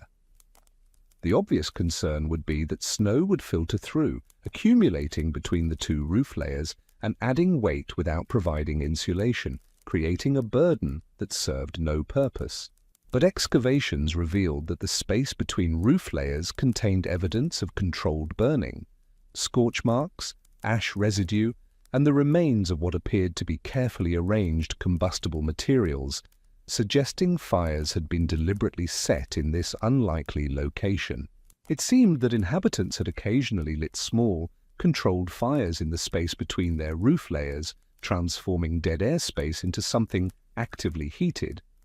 The purpose of this practice remains uncertain, and competing theories have been proposed by researchers attempting to reconcile physical evidence with imaginable human intention. One theory suggests it was a way to prevent dangerous snow accumulation. By occasionally warming the upper roof layer from beneath, inhabitants could cause accumulated snow to partially melt and slide off before reaching crushing weight. Another theory proposes that the smoke from these fires served some purpose, perhaps as an insect deterrent during brief warm periods, or as part of a ritual practice whose logic has been lost to time. The indigenous Evenki people, when asked about this in later years, acknowledged that similar techniques existed in their traditions, but explained them in ways that combined practical and spiritual reasoning, refusing to separate function from meaning. The fires, they said, kept both the snow and certain harmful spirits from settling too heavily on a dwelling, serving simultaneously as engineering and protection of a different order. Another mystery involved what archaeologists initially termed storm corridors, passages that suggested both practical necessity and something more complex. In several settlements, excavation revealed underground passages connecting houses, not full tunnels that one could walk through upright, but narrow, low passages through which a person might crawl, moving through darkness beneath the frozen earth. These passages were carefully constructed with wooden reinforcement and appeared to have been maintained over extended periods, their timbers replaced when rot threatened structural integrity. They ran between dwellings at depths of 3 to 4 feet below the surface, well below the frost line, safe from the seasonal heaving that destroys shallower constructions. The practical explanation seemed obvious at first. These allowed movement between houses during severe storms when snow accumulation made surface travel impossible, providing lifelines between isolated families. But certain features of the corridors troubled this interpretation, introducing complications that suggested purposes beyond simple transit. Some passages connected houses in ways that suggested social rather than practical considerations, bypassing nearer dwellings to connect with more distant ones, suggesting specific relationships between certain families that determined the architecture of connection. Others included small alcoves or widened chambers at intervals, their purpose unclear, too small to serve as living spaces, but carefully constructed with fitted stones and traces of what might have been seating or storage platforms. Most puzzling were the markings found in some corridors, symbols carved into the wooden support beams that didn't match any known written language, a script or system that served purposes we can only speculate about. Some researchers suggested these might be simple ownership marks or construction notes, the practical jottings of builders recording their work, but their placement seemed too deliberate for that. They appeared at regular intervals, always at the same height on the left side of the passage when traveling in a specific direction, suggesting a system rather than random notation. One archaeologist spent years documenting these symbols, traveling between excavation sites and photographing every mark she could find, eventually identifying approximately 40 distinct marks that appeared in various combinations. She proposed they might represent a form of wayfinding system, a way to navigate between houses during storms when visibility was zero, and disorientation a real danger when the crawl through darkness needed guidance beyond memory. But if so, why were some symbols elaborately decorative while others were simple geometric shapes? And why did the system seem to encode more information than simple navigation would require? And why did certain combinations appear repeatedly across different settlements, separated by hundreds of miles, suggesting either communication between distant communities or independent development of similar solutions to shared problems? The mystery deepened when ethnographic research revealed that Evenki and Yakut peoples had their own traditions of marked passages and symbolic wayfinding systems, but their symbols, while sometimes similar in general character, didn't match the specific marks found in the frontier settlements. This suggested either independent development of similar concepts or, more intriguingly, a blending of indigenous knowledge with settler innovation, creating hybrid practices that belonged fully to neither culture. The boundary between cultural borrowing and parallel invention became blurred, as often happens in frontier spaces where necessity drives experimentation. Items found within homes added further layers of mystery, objects whose purposes hover between the obvious and the obscure. In multiple settlements, archaeologists discovered small bone whistles, carefully carved and often decorated with incised patterns that suggested they were valued beyond their mere utility. These whistles produced sounds at the very edge of human hearing, high, thin notes that carried strangely in cold air, frequencies that seemed designed for specific acoustic properties. Initially classified as children's toys or hunting tools, categories that seemed to explain their existence adequately, their context suggested something more complex. They were typically found near doorways or windows, often deliberately placed in small niches or hung from pegs in ways that suggested they were meant to remain in specific locations rather than be carried about. Some were found with traces of fabric or leather that might have been wrappings or covers, suggesting they were protected when not in use. When researchers played these whistles under winter conditions, conducting experiments in falling snow and wind, they discovered that the sound carried remarkably well through precipitation and atmospheric disturbance, better, in some cases, than human voices. This suggested they might have been used for signaling between houses during storms, a way to check on neighbors or call for help when visual communication was impossible and shouting might not carry through the wind's roar. But interviews with descendants of frontier settlers revealed another explanation, or perhaps a complementary one, that didn't negate the practical function. The whistles, some elderly informants claimed, were protective devices, objects whose power lay in their sound rather than their mere presence. Certain frequencies, when played at specific times, were believed to ward off what they called storm spirits, entities associated with winter's worst violence, presences that moved within the blizzard itself. Whether these spirits were understood literally or metaphorically is unclear, and perhaps the distinction mattered less to those who lived with winter's threats than it does to us attempting to understand from a safe distance. Some descriptions suggest they represented the psychological dangers of winter, madness, despair, the creeping fear that comes from extended isolation and darkness, from too many days without sunlight or human contact beyond one's immediate family. Others described them in more concrete terms, presences that moved within storms, that could confuse travelers and lead them away from safety, that might enter homes if not properly barred. The whistles, according to this understanding, created a kind of auditory boundary, a claimed space within which human presence was asserted against the encompassing emptiness of winter storms. The sound marked territory in a realm where visual markers disappeared beneath snow, where the familiar became strange, and the boundary between shelter and wilderness collapsed into white chaos. Wooden carvings found in many frontier homes present another puzzle, objects that exist at the intersection of art, tool, and talisman. These are typically small, hand-sized or smaller, and depict swirling spiral patterns that seem to represent wind or snow in motion, capturing in static wood the dynamic chaos of blizzard.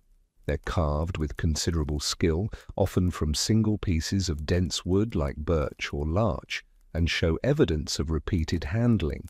The wood worn smooth by countless touches over years or decades. Their purpose is uncertain, and researchers have proposed multiple interpretations without reaching consensus.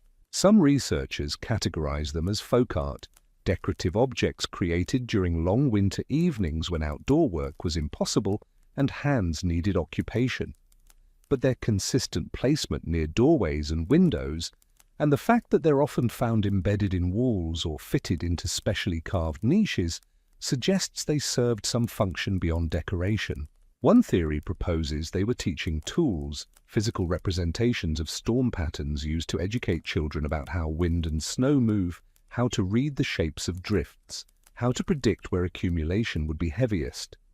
By studying these carved representations, children could learn to visualize storm dynamics before experiencing them directly, building mental models that might save their lives in whiteout conditions.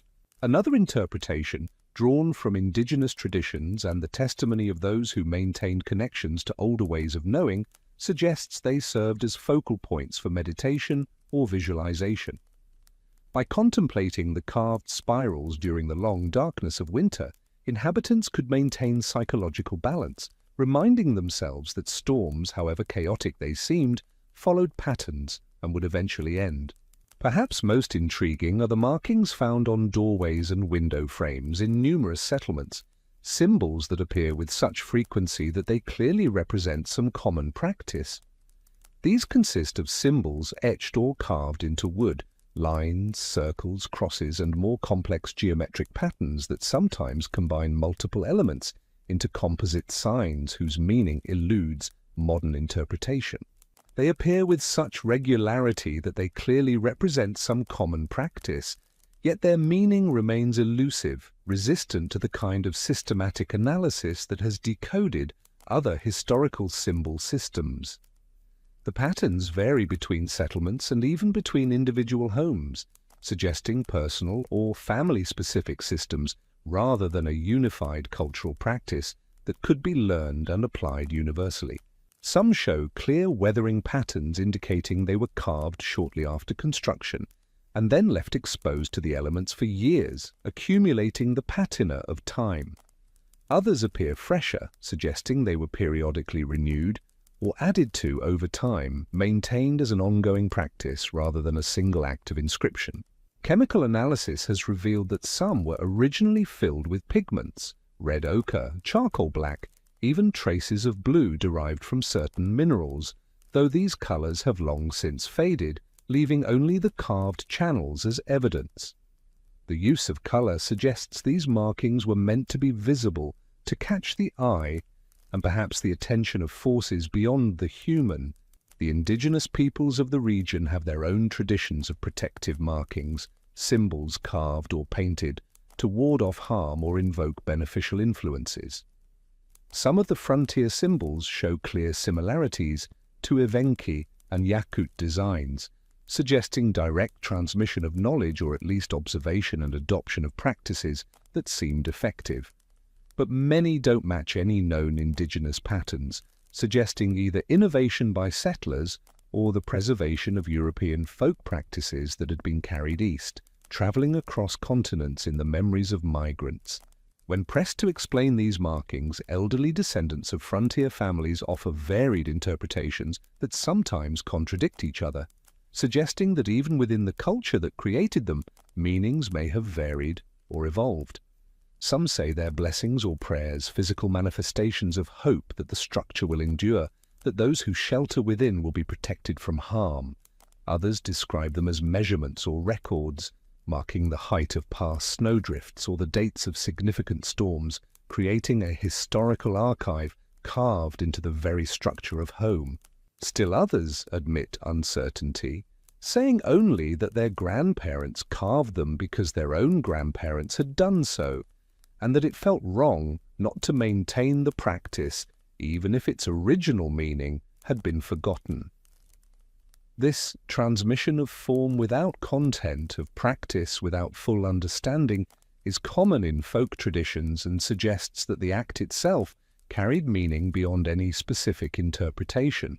Excavations have also revealed curious features in the construction of some frontier homes, deep pits dug beneath floors, lined with stones and accessible through trapdoors, spaces that drop beneath the foundation into darkness. Initially, archaeologists assumed these were root cellars for food storage, a common feature in many cultures attempting to preserve harvests through winter months. But several factors complicate this interpretation, introducing questions that challenge the obvious explanation.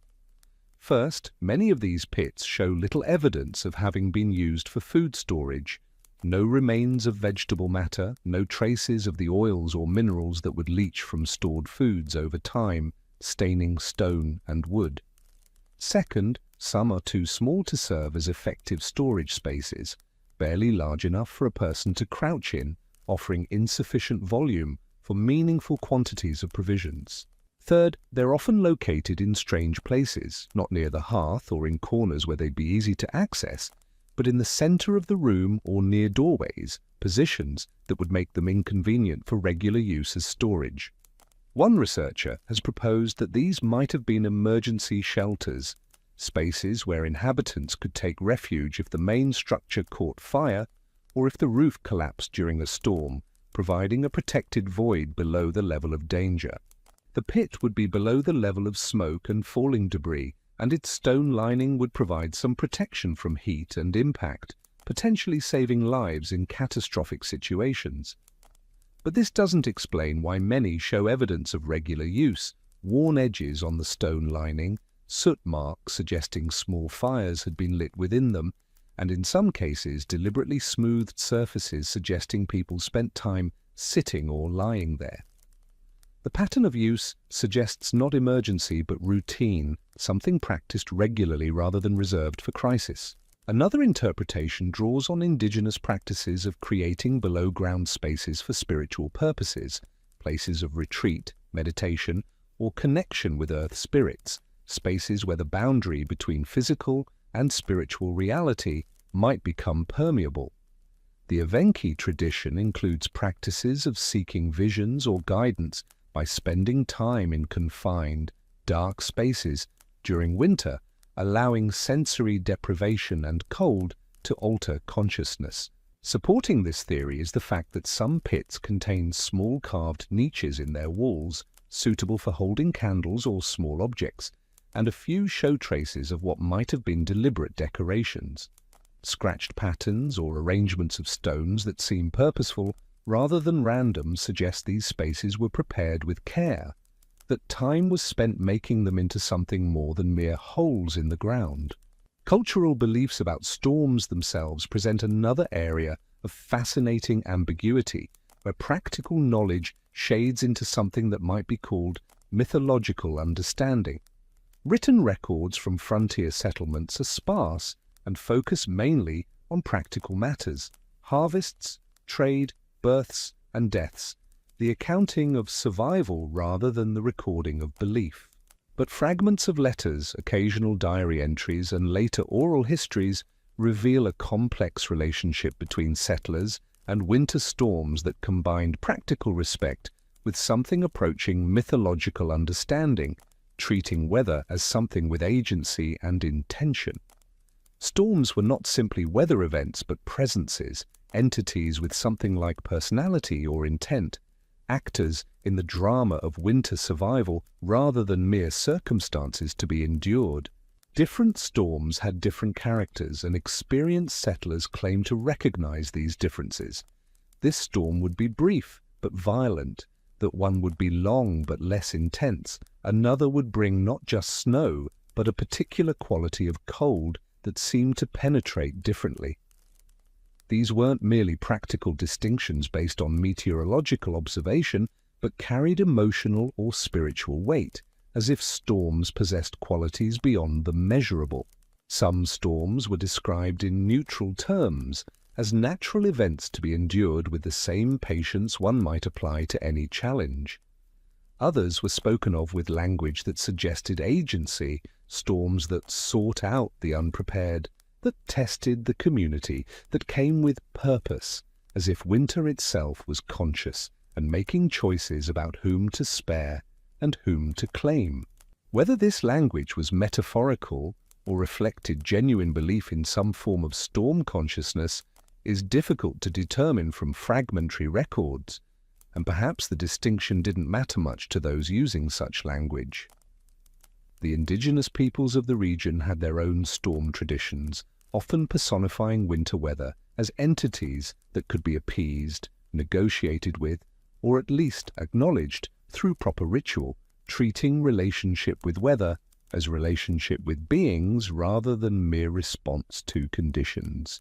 Frontier settlers, exposed to these beliefs over time and living under conditions that made winter's power undeniable, may have absorbed or adapted such concepts, finding in indigenous framework a language for experiences they needed to articulate.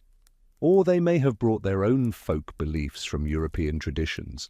Russia, after all, has rich folklore about winter spirits, from the relatively benign Father Frost to darker entities associated with deadly cold and blizzards, figures that populate story and caution.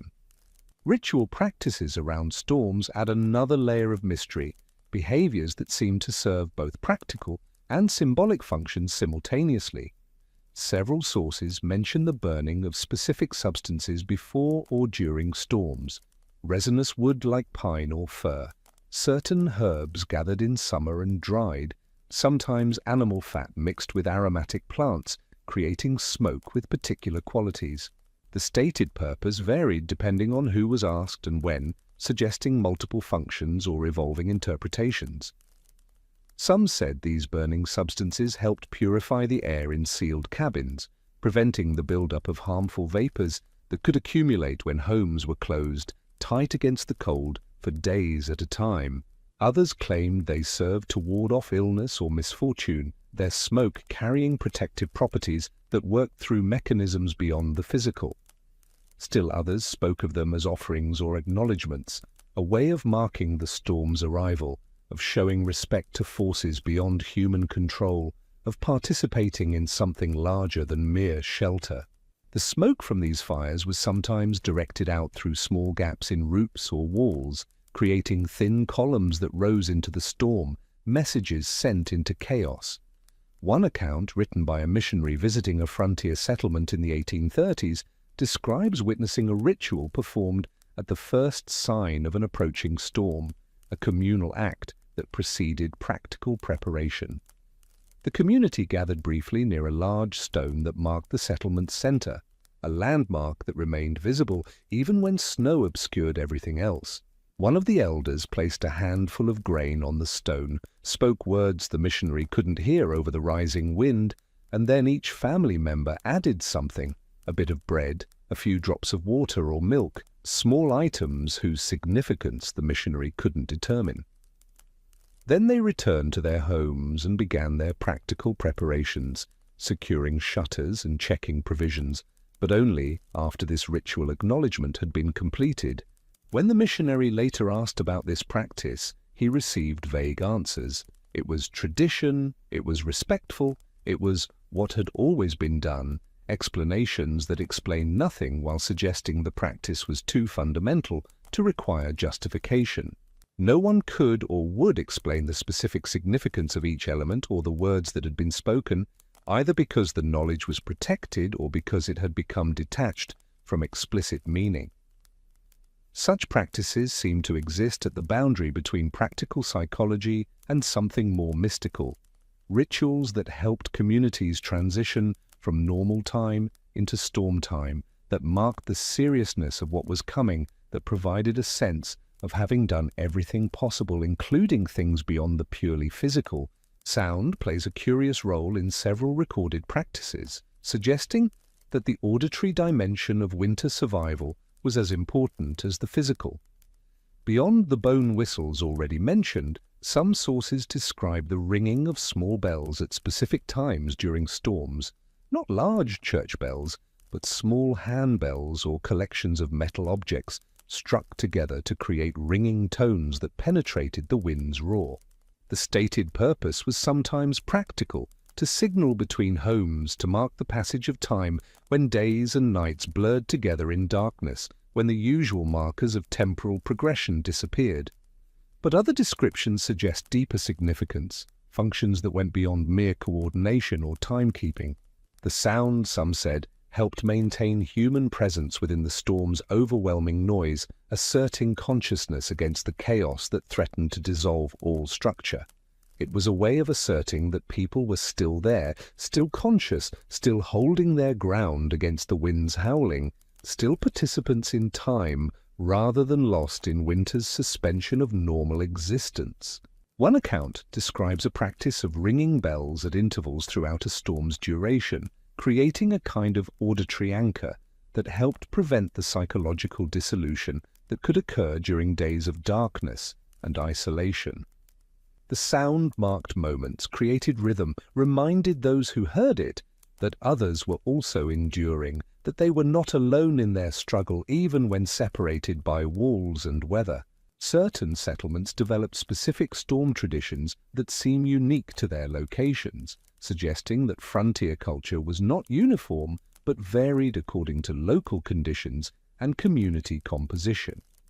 In one area, excavations revealed patterns of painted stones arranged in circles around settlement perimeters, not large enough to serve any defensive purpose against human or animal threats, but deliberately placed and clearly maintained over time.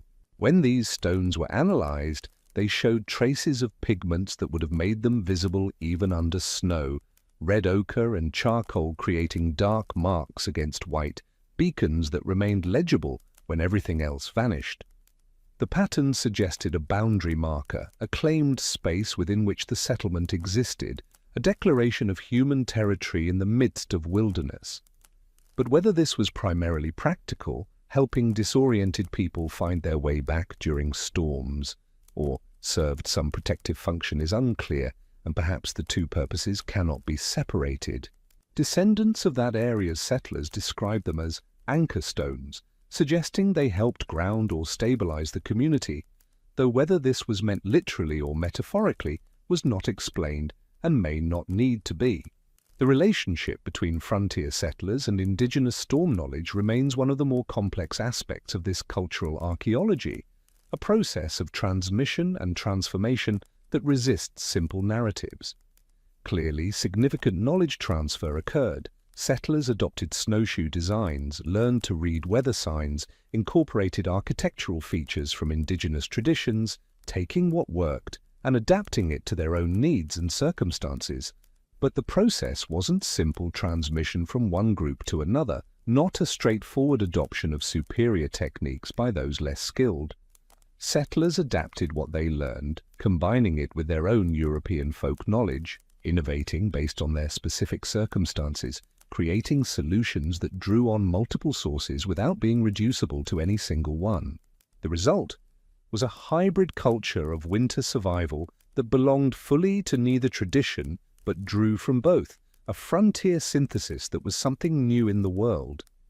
This creates challenges for modern researchers trying to trace the origins of specific practices, attempting to determine what came from where and how it changed in transmission.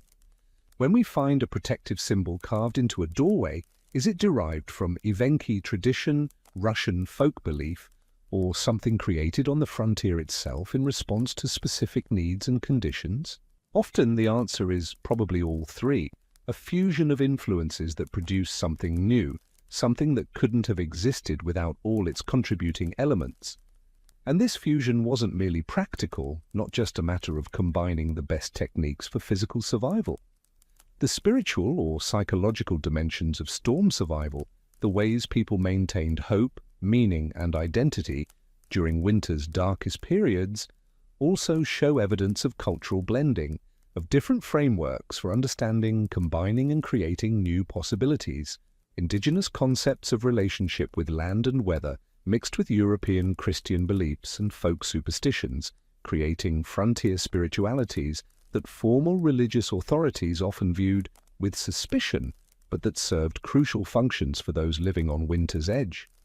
These hybrid beliefs helped people make sense of their situation, provided frameworks for understanding experiences that exceeded normal human limits, offered ways to maintain agency and hope when circumstances seemed overwhelming.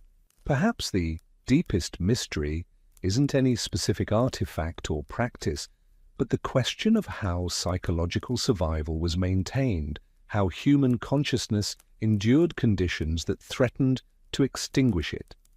Winter on the Siberian frontier meant months of severe cold, weeks of near-total darkness, storms that could trap families in their homes for days at a time, isolation that separated people from all social contact beyond those immediately present. The physical challenges were immense, maintaining adequate heat, preventing frostbite, ensuring sufficient food supplies, but so were the mental ones: isolation from broader community, monotony of daily routine, the constant awareness of danger lurking just beyond the walls, the loss of temporal markers that normally structure human experience. All these threatened psychological dissolution. How did people maintain sanity, hope, and social cohesion under such conditions, preserving their humanity when circumstances seemed designed to strip it away?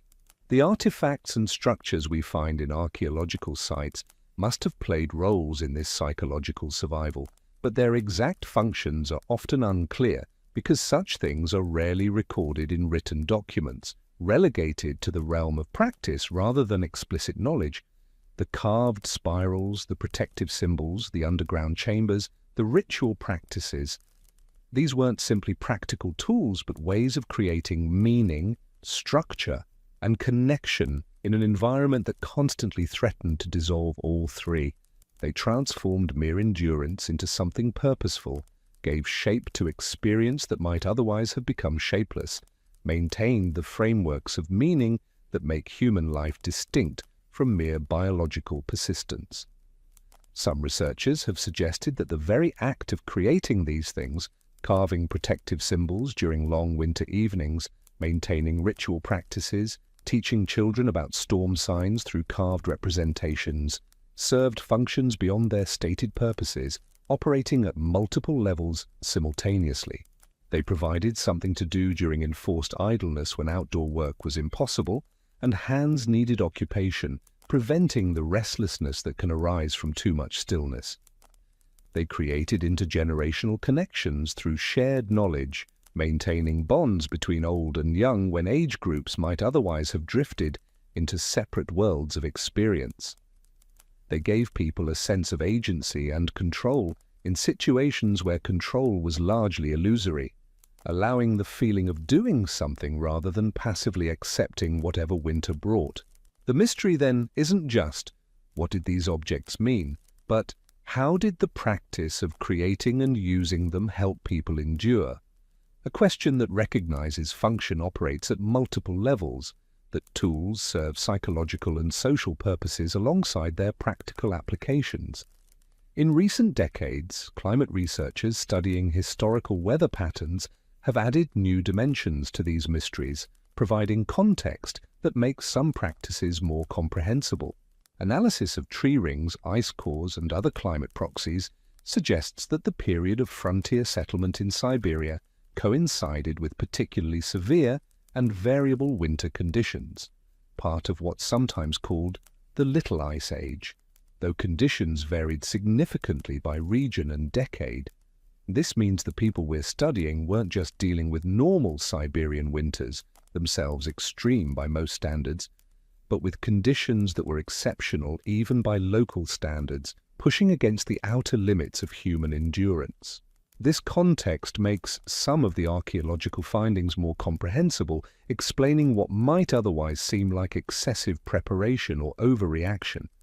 The double roofs, the underground passages, the elaborate preparation practices, these weren't overreactions but appropriate responses to genuinely dangerous conditions, adaptations to circumstances that required every advantage that ingenuity could provide. And it suggests that the psychological and spiritual practices around storms might have been especially important during this period, not luxuries, but necessities. When facing conditions at the edge of human survival, purely practical approaches might not have been sufficient to maintain the will to persist. People needed ways to make sense of their situation, to find meaning in their struggle, to maintain hope when objective circumstances offered little reason for optimism and every reason for despair. The artifacts we find, then, aren't just tools for physical survival, but tools for maintaining humanity itself in circumstances that threatened to strip it away, that reduced existence to the barest struggle for warmth and sustenance. As we drift through these archaeological fragments and historical mysteries, a picture emerges, incomplete, hazy, but compelling in its suggestion of vanished worlds and forgotten knowledge. Frontier settlements weren't just collections of practical structures, but complex cultural spaces where knowledge, belief, and practice intertwined, where multiple traditions met and merged, where innovation happened at the intersection of necessity and imagination.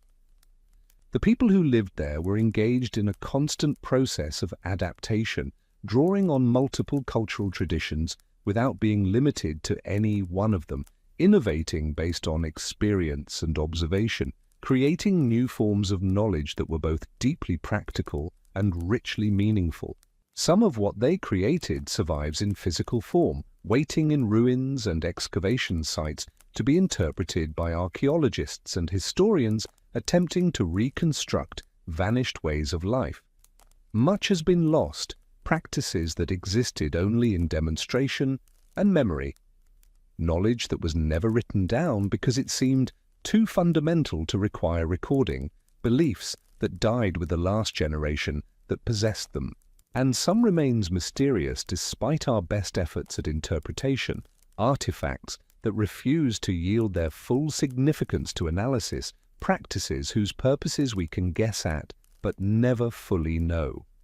This uncertainty is perhaps appropriate, fitting for a subject that resists complete understanding. Winter storms themselves resist complete understanding.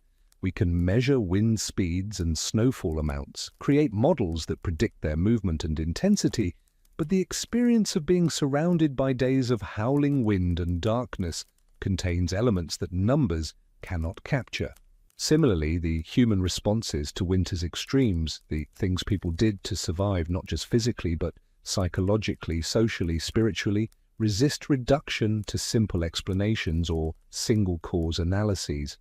We're left with fragments, suggestions, possibilities, interpretations that seem plausible but cannot be confirmed, understandings that feel right without being provable. And perhaps, as we settle deeper into this quiet contemplation of the past, that's enough for our purposes. The mysteries don't need complete resolution to teach us something important about human resilience, creativity, and the endless capacity to adapt, endure, and find meaning even in circumstances that seem designed to crush meaning entirely. The frontier settlers, with their carved symbols and protective rituals, their underground chambers and bone whistles, were engaged in the fundamental human work of survival, not just biological survival, but the survival of hope, community, and the belief that endurance mattered. That their exact methods sometimes elude our understanding doesn't diminish their achievement or render it less worthy of contemplation.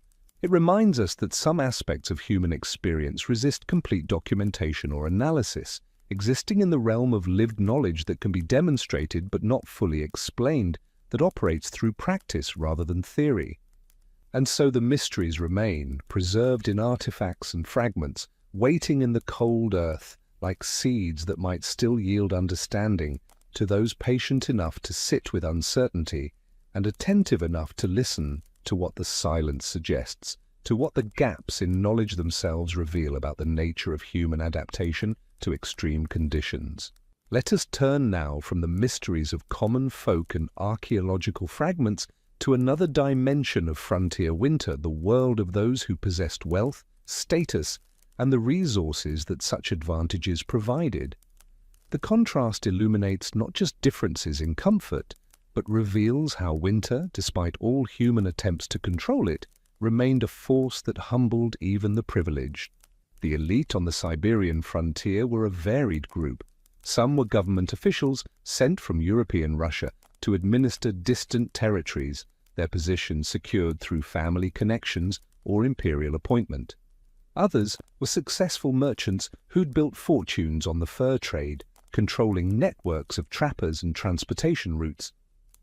Still others were military officers commanding remote garrisons, or members of the minor nobility who'd accepted positions in Siberia for the higher salaries and opportunities that frontier service provided. What united them was access to resources that common settlers could only imagine. Their homes were built not by their own hands through seasons of labor, but by hired workers, often constructed over single summers using materials brought from great distances. The foundations were stone rather than earth, requiring skilled masons and transported rock. The walls were thick timber, properly seasoned and fitted, with real glass in the windows, precious, fragile glass that had traveled thousands of miles in padded crates, each pane a small fortune that transformed the experience of winter by allowing light without admitting cold. Inside these homes, space itself became a luxury. Where a settler family might live in a single room, perhaps 15 feet square, Elite households sprawled across multiple chambers. There were separate rooms for sleeping, eating, receiving guests, and conducting business. There were spaces designated for servants, who formed an essential but often invisible layer of the household's functioning. And there was redundancy, multiple hearths, multiple storage areas, enough space that if one section grew too cold or developed problems, the household could simply relocate to another part of the structure. Winter preparation for the elite began earlier and proceeded differently. In late summer, when settlers were still focused on final harvests and basic repairs, elite households were already stockpiling on a scale that spoke of different priorities and possibilities. Caravans arrived from distant cities carrying goods ordered months in advance, not just necessities, but comforts. Tea from China preserved in sealed containers. Sugar refined and white, wrapped in cloth and paper. Spices that had traveled from India and Persia. Tobacco, both for personal use and for trade. Wax candles which burned cleaner and brighter than the tallow that settlers made from animal fat. Books, precious things, carefully packed to survive the journey.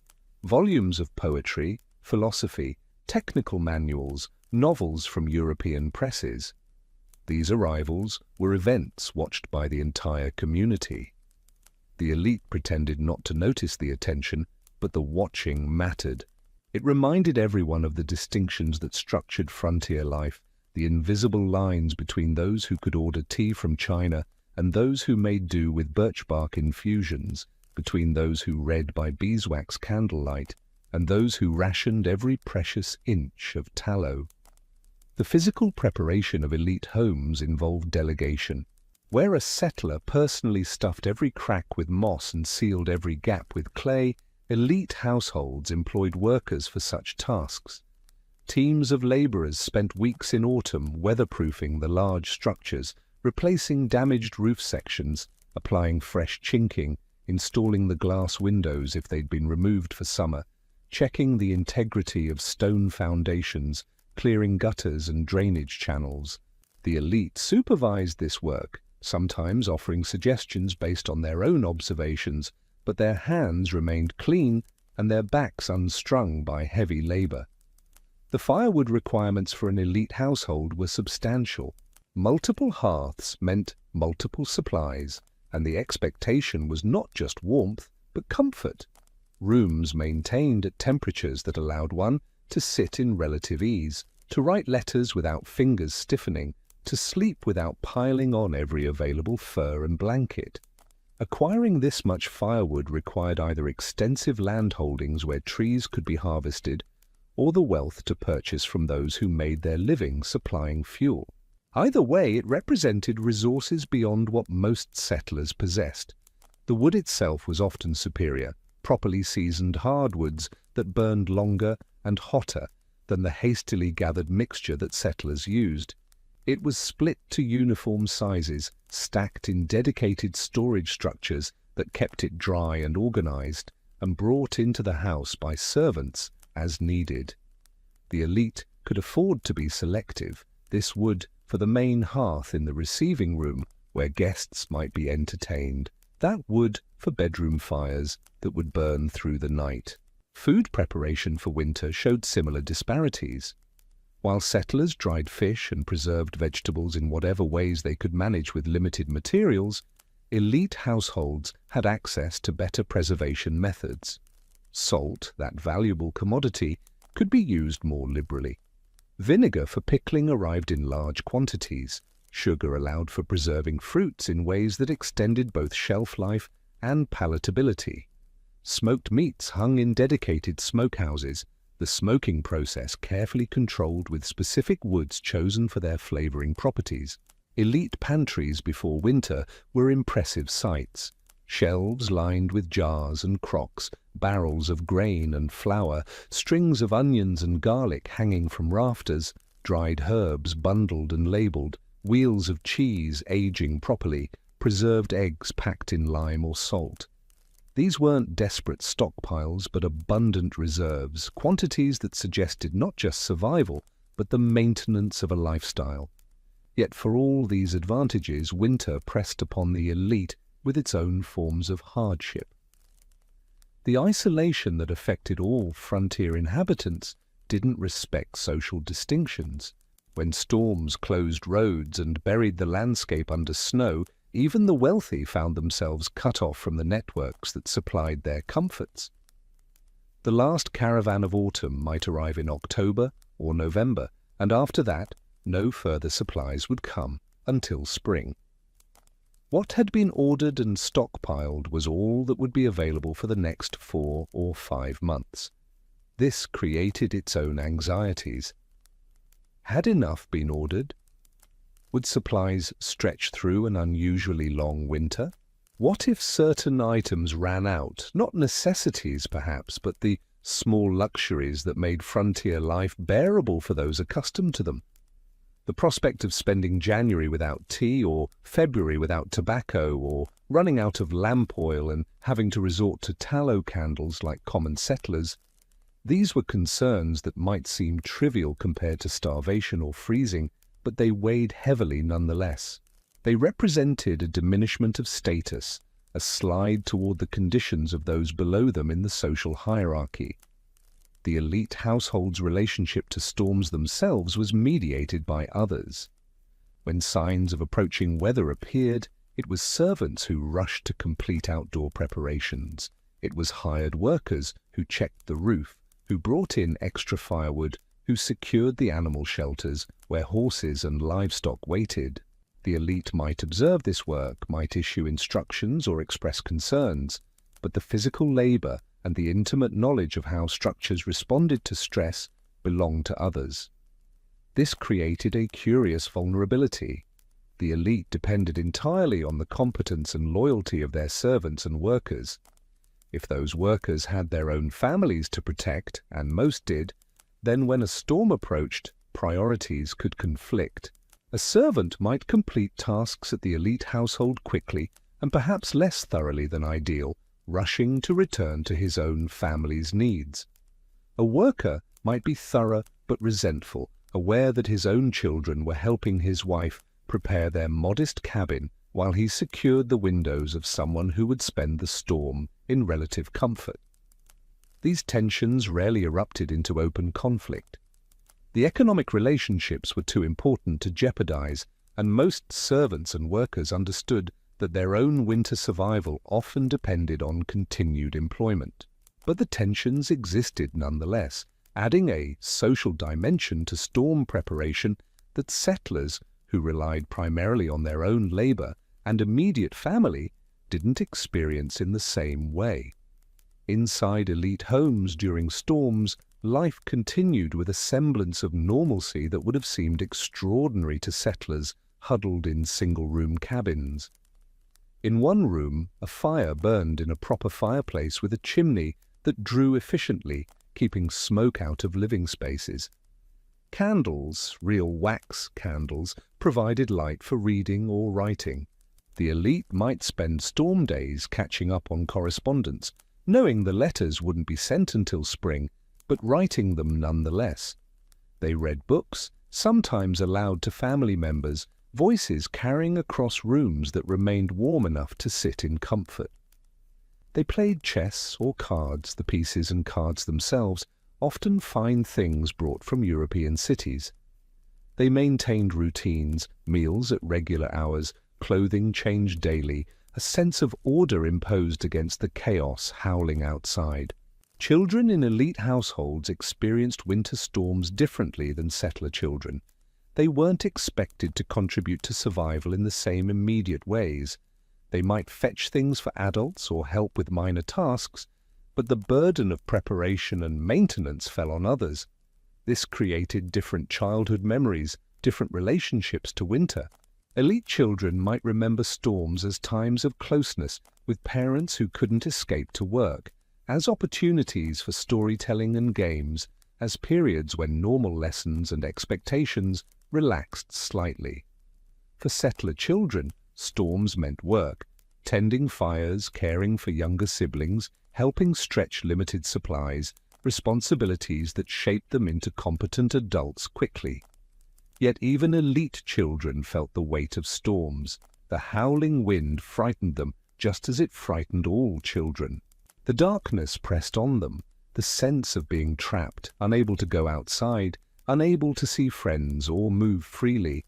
This affected all young people regardless of their household's resources, and perhaps elite children felt an additional burden, the awareness, however dimly perceived, that their comfort depended on the labor of others who might be suffering more. Servant families living in smaller structures attached to or near the main house experienced storms with fewer buffers than their employers, but more resources than independent settlers. They had access to excess firewood from the main supply. They might receive food from the elite household's abundant stores. Their structures, though modest, were often better built than settler cabins, benefiting from the same skilled construction and quality materials, even if on a smaller scale. But they occupied an uncomfortable middle position, neither fully sharing in elite comfort nor experiencing the fierce independence of settlers who relied only on themselves. Social gatherings sometimes occurred during winter, even during storm periods when multiple elite families might find themselves sheltering together. If a storm approached while guests were visiting, the expectation was that they would remain until it passed. Leaving would be both impractical and potentially fatal.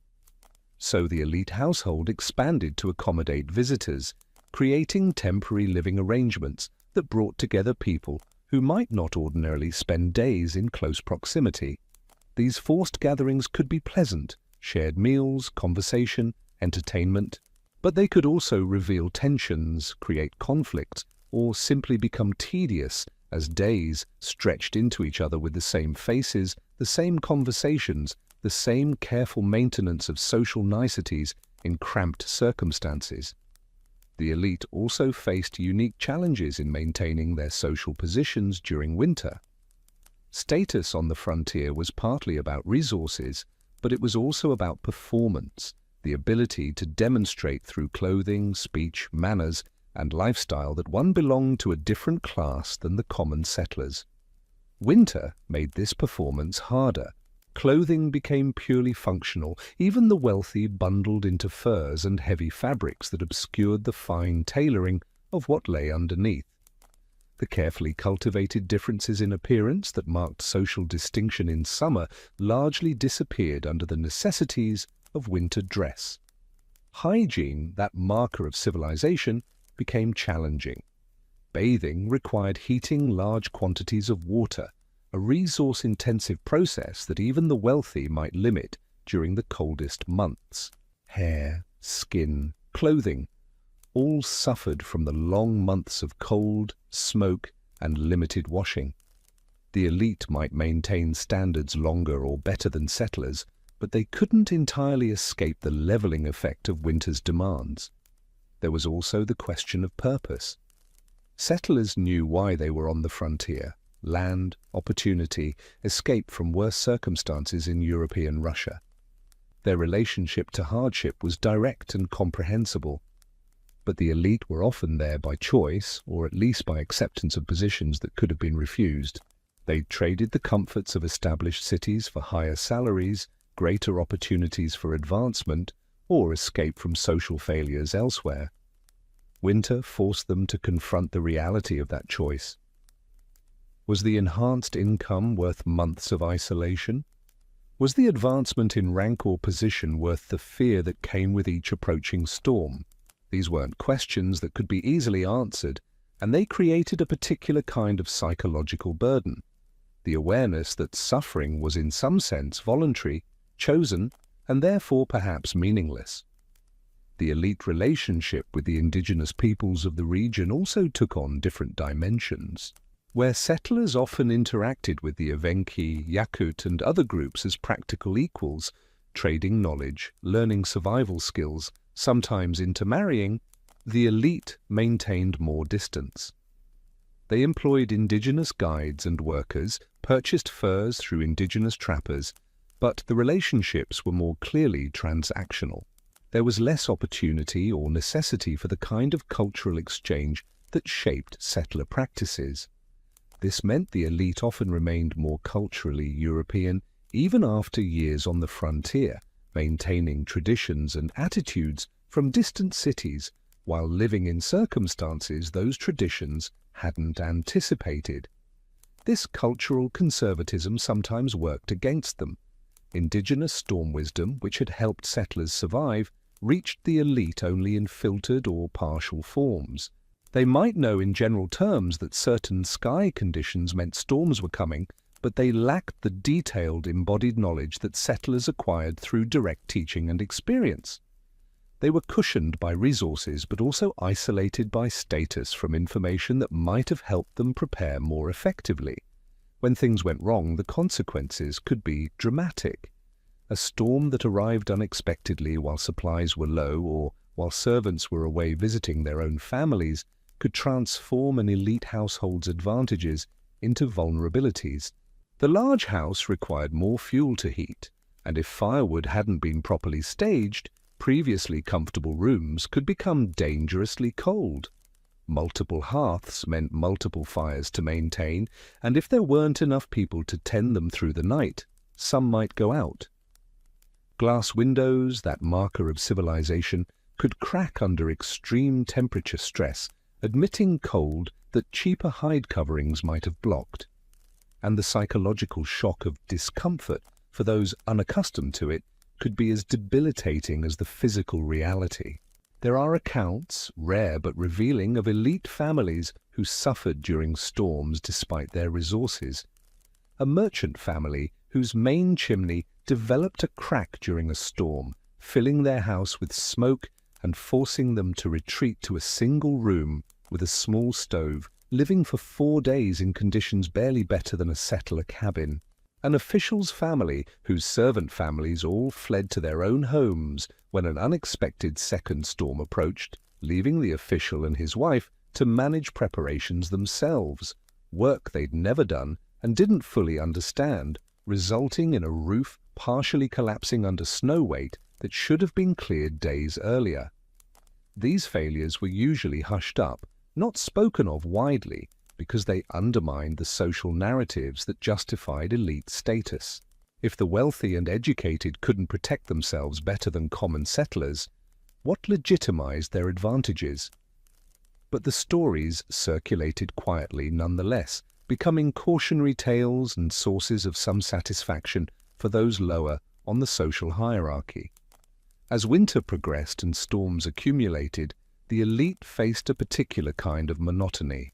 Settlers had work, constant, exhausting work that at least provided purpose and structure. The elite, cushioned from the worst physical demands, had time, and time during a Siberian winter could become oppressive. Letters could only be written so many times to recipients who wouldn't receive them for months.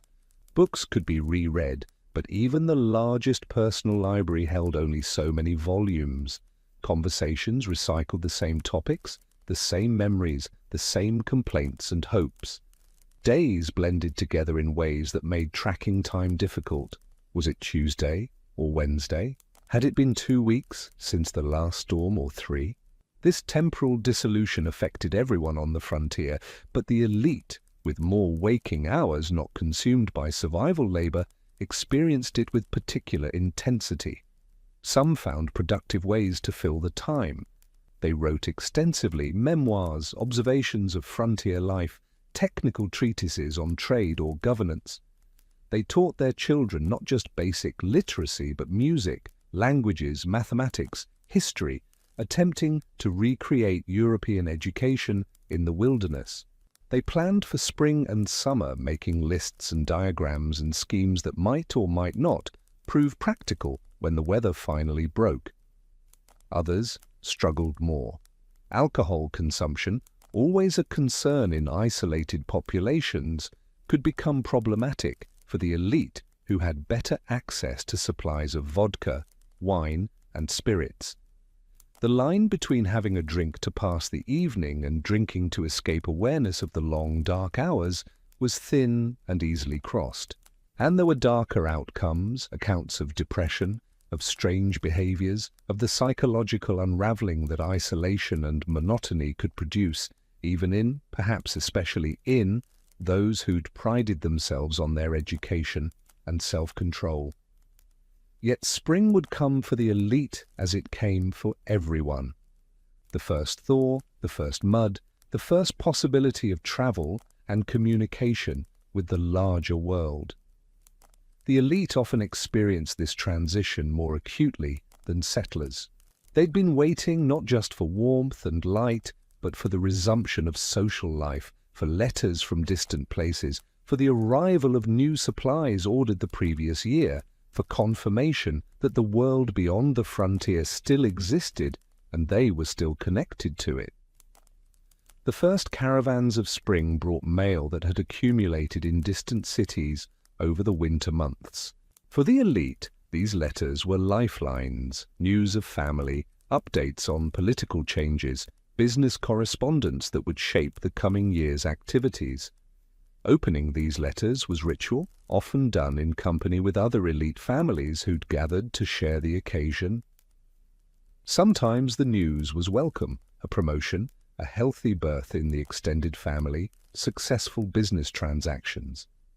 Sometimes it was devastating, deaths, financial failures, shifts in political fortune that meant recall to less desirable positions or worse. The first supply caravans also brought new goods, fresh supplies of the commodities that made elite life possible. Tea, sugar, tobacco, these might have been carefully rationed through the winter, and their arrival meant the restoration of normal consumption. New books arrived, new fabrics, luxury goods that served both practical functions and psychological ones, reminding the elite of who they were or aspired to be. The arrival of these supplies was also a social event, a moment when the elite gathered to see what had come, to trade and share, to reassert their communal identity as distinct from the settlers around them. But spring also brought reckonings. Winter revealed the quality of preparation, the adequacy of resources, the effectiveness of social relationships. Elite families who'd prepared well and maintained good relationships with their servants and workers emerged in good condition. Those who'd been careless or unlucky or who'd let social tensions deteriorate emerged weakened. And sometimes they didn't emerge at all. There are accounts of elite households found silent when spring came, the residents having perished from cold, illness, accident, or the mysterious combination of factors that could transform a fortified house into a tomb. These deaths shocked their communities more than settler deaths did, not because they were objectively more tragic, but because they challenged assumptions. The elite were supposed to be protected by their resources. When they died anyway, it suggested that winter was a force that ultimately couldn't be bought off, couldn't be fully guarded against through wealth or status or careful planning. Storms, in the end, made distinctions that social hierarchies did not. The wind that screamed around an elite mansion screamed with the same voice around a settler's cabin. The cold that seeped through stone foundations seeped through earthen ones just as readily, differing only in degree and timing. The darkness that settled over the landscape pressed on all windows equally, whether glass or hide. And the isolation, the awareness of vulnerability, the basic existential fact of human fragility in the face of winter's power, these touched everyone, regardless of how many candles they could afford to burn. This is not to say that resource differences didn't matter. They mattered profoundly. Elite families were far less likely to starve, freeze, or suffer the worst consequences of inadequate preparation. Their children were less likely to die from winter illnesses, their old and weak more likely to survive. The comfort they experienced, physical warmth, adequate food, the ability to maintain some semblance of normal life, represented real and significant advantages. But these advantages existed within a larger context where winter remained sovereign. The elite could mitigate winter's impact, buffer themselves against its worst effects, maintain dignity and routine in the face of its assault.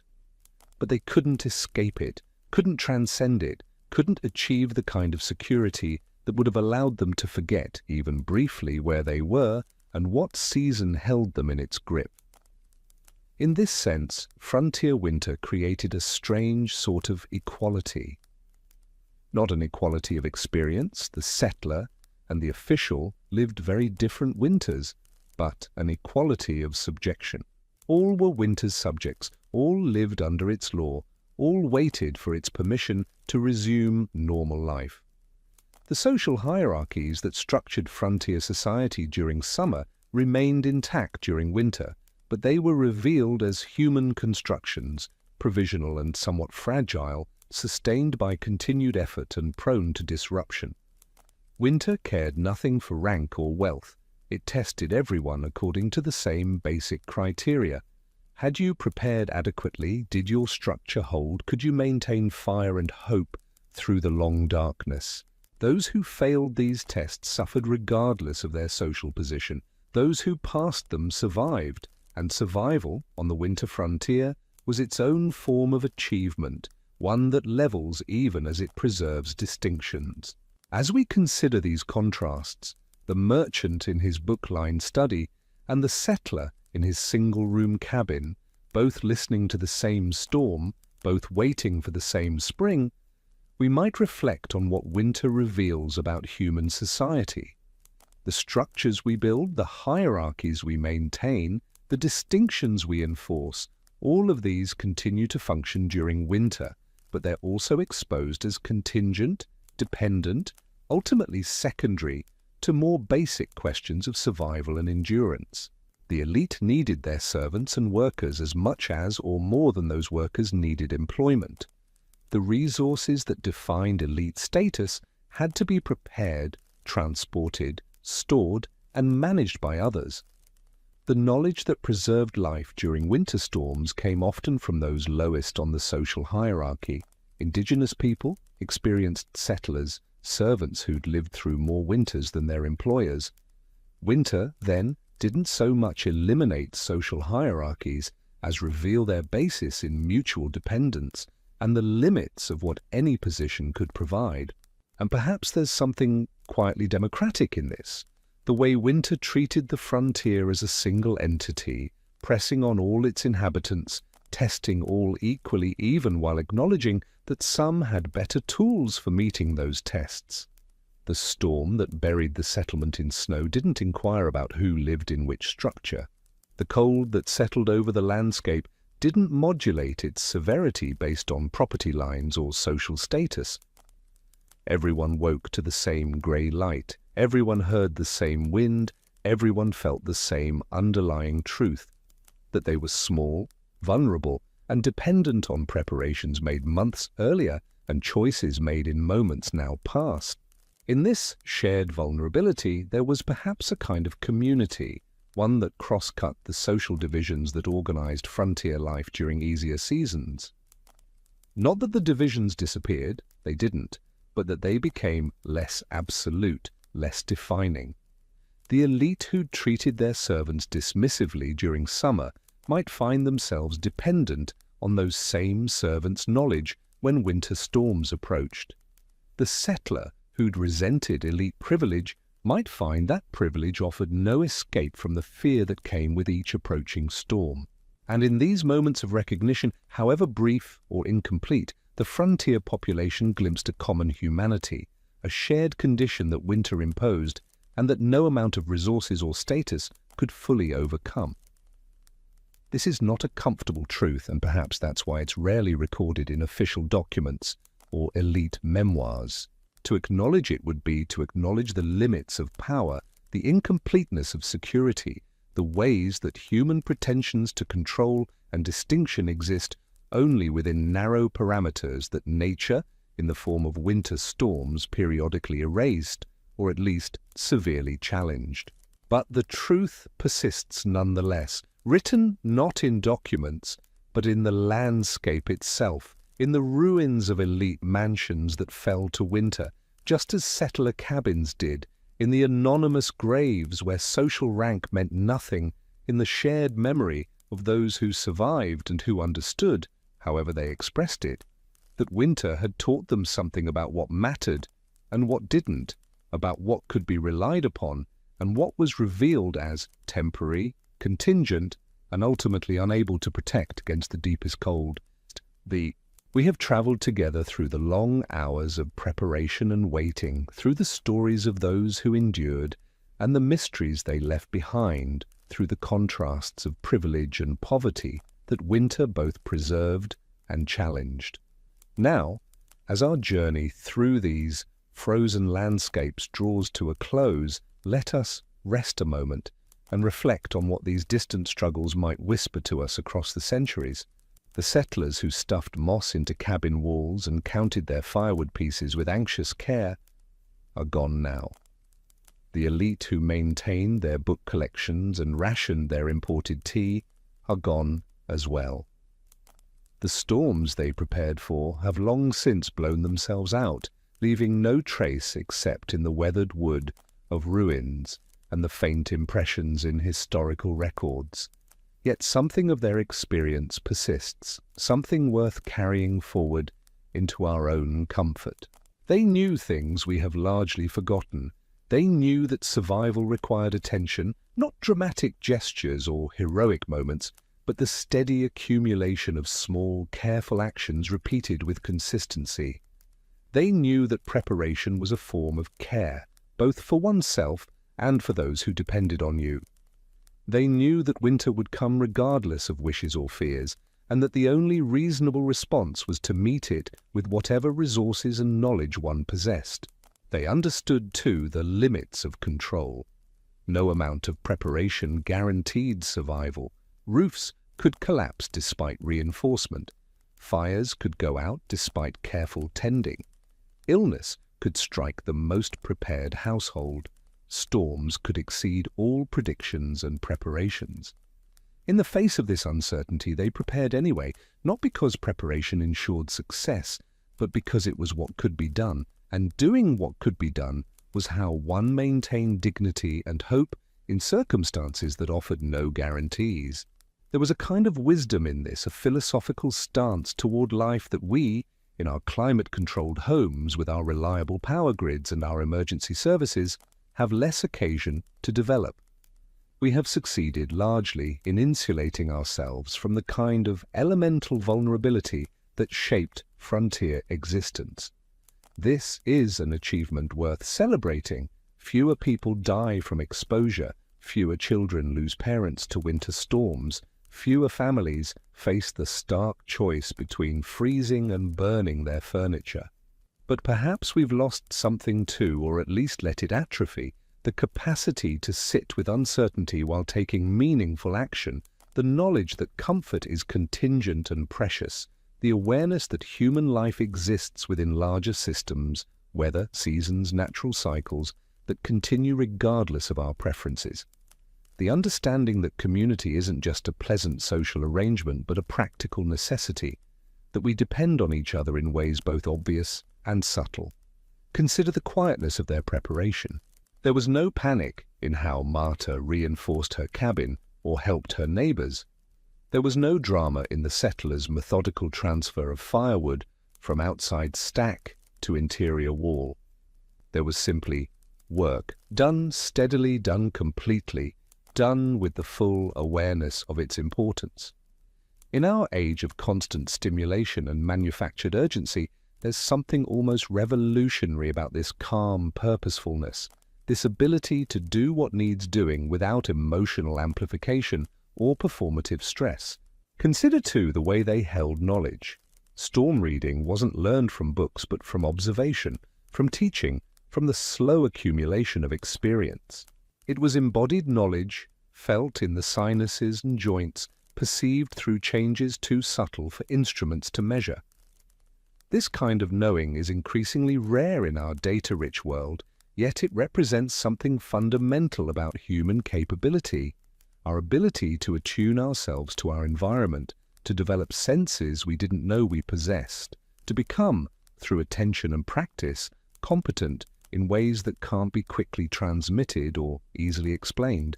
The mysteries we encountered, the carved symbols and protective whistles, the ritual practices and underground chambers, speak to another dimension of frontier experience that our modern categories sometimes struggle to accommodate. These people lived in a world where the practical and the spiritual weren't rigidly separated, where ensuring physical survival and maintaining psychological wholeness were understood as related challenges requiring related responses. They carved protection symbols not because they were primitive or superstitious, but because such acts served multiple functions: practical marking, psychological reassurance, social communication, spiritual expression, all at once.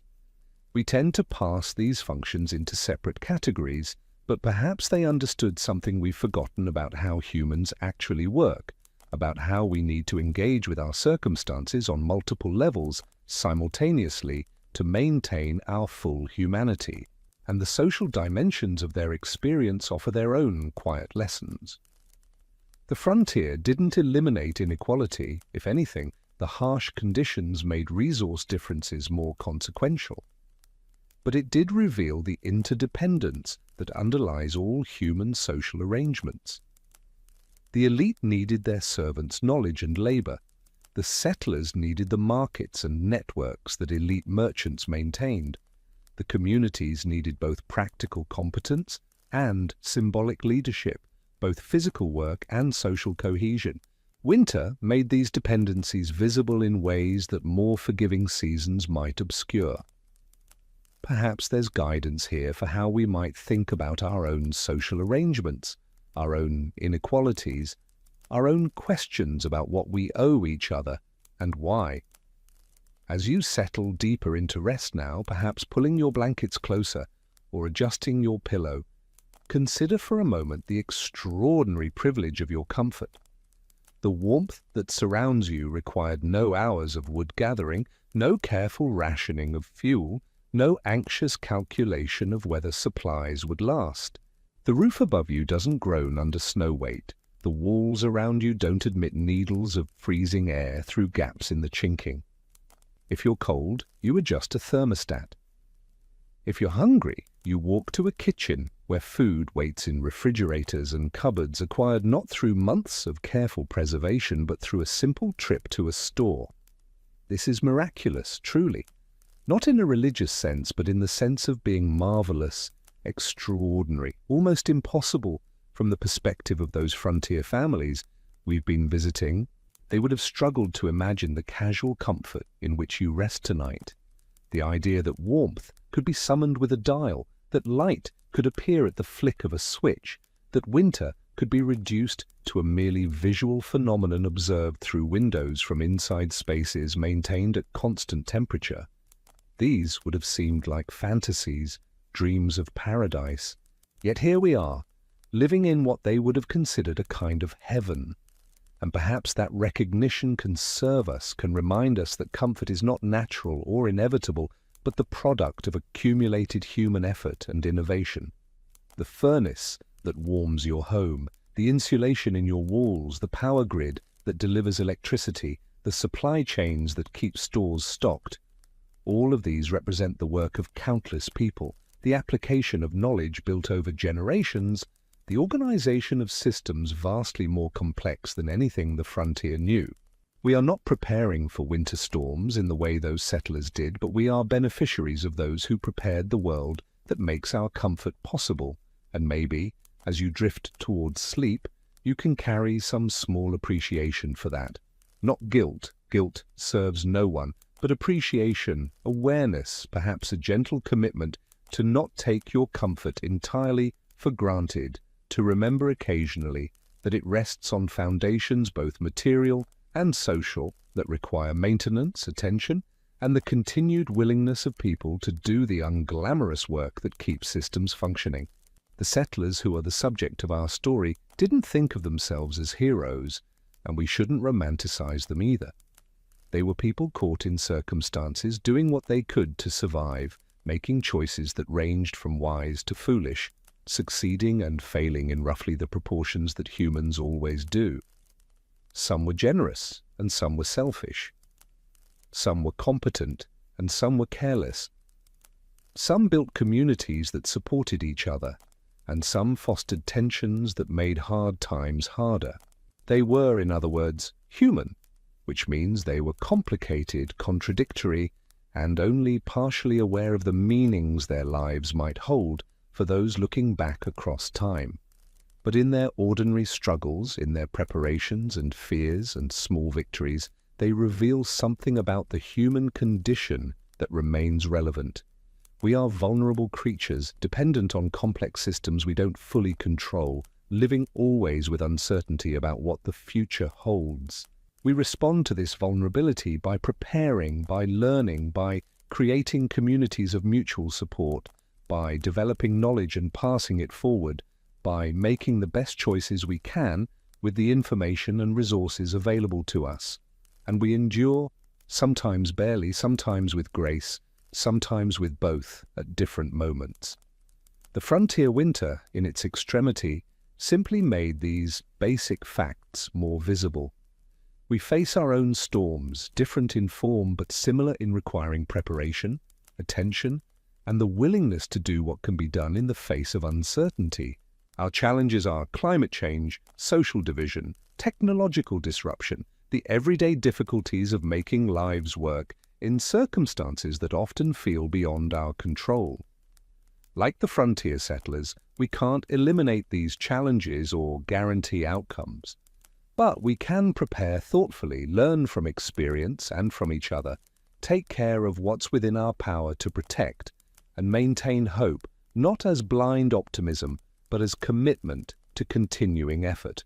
As the narrative of our journey closes, imagine yourself not in that cramped frontier cabin with the storm howling outside, but here, now, in your own bed, your own safety. The wind, if there is wind where you are, doesn't threaten you. The darkness is peaceful rather than dangerous.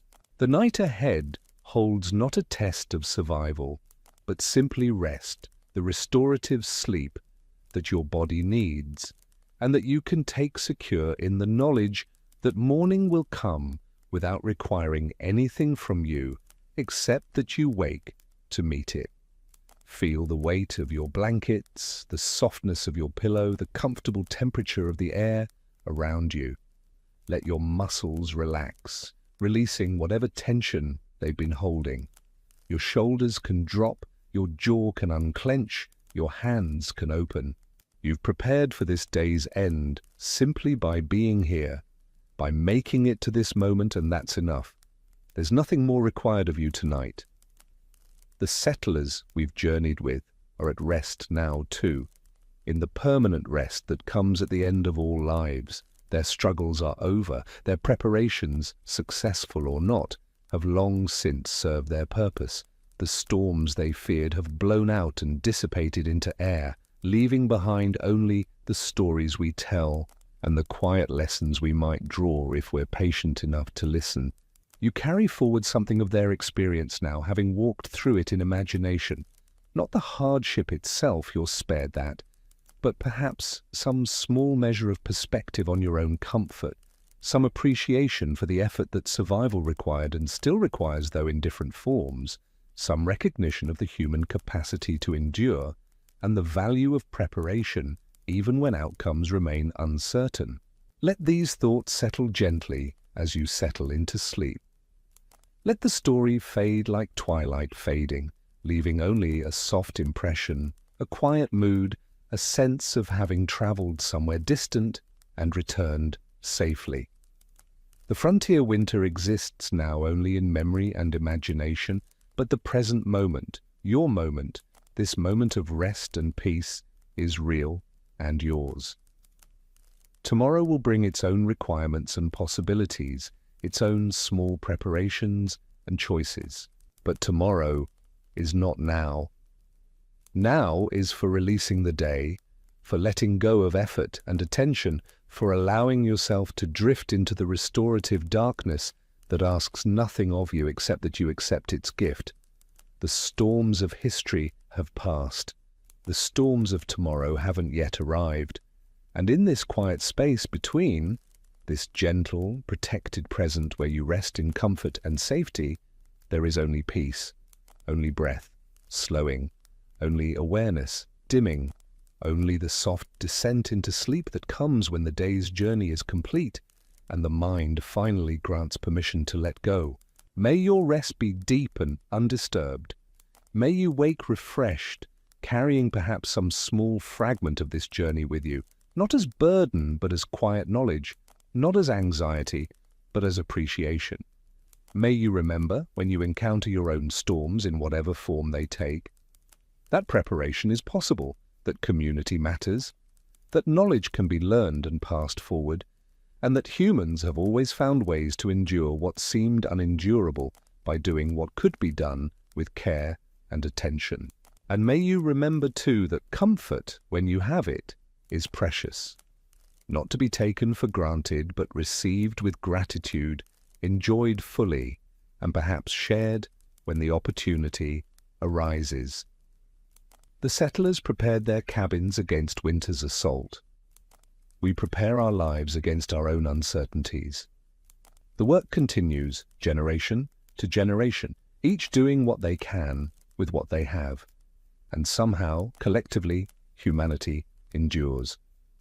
Rest now in that long continuity, that endless human story of challenge and response, of falling and rising, of preparation and endurance. You are part of it, as they were, as all who came before and all who will come after. Your story is different from theirs, but connected nonetheless. Threads in a tapestry too large to see whole but beautiful in its intricate, ongoing creation. Sleep well. The night is gentle, the morning will come, and you are safe. The quiet lessons of winter's passing have been shared, and now they settle into silence, into the peaceful dark where all stories rest until called forth again. Let them rest in you as you rest, becoming part of the deep knowing that lives below words, in the body and breath, in the slow rhythm of a heart beating calmly through the night. Good night, traveler. Thank you for journeying with us through these forgotten corners of history.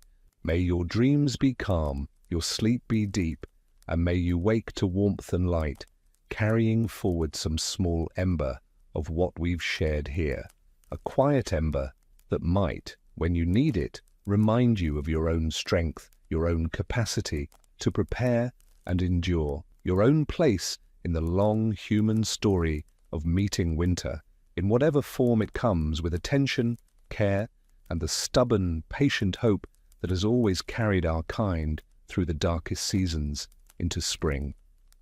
Rest now. All is well. The story is complete.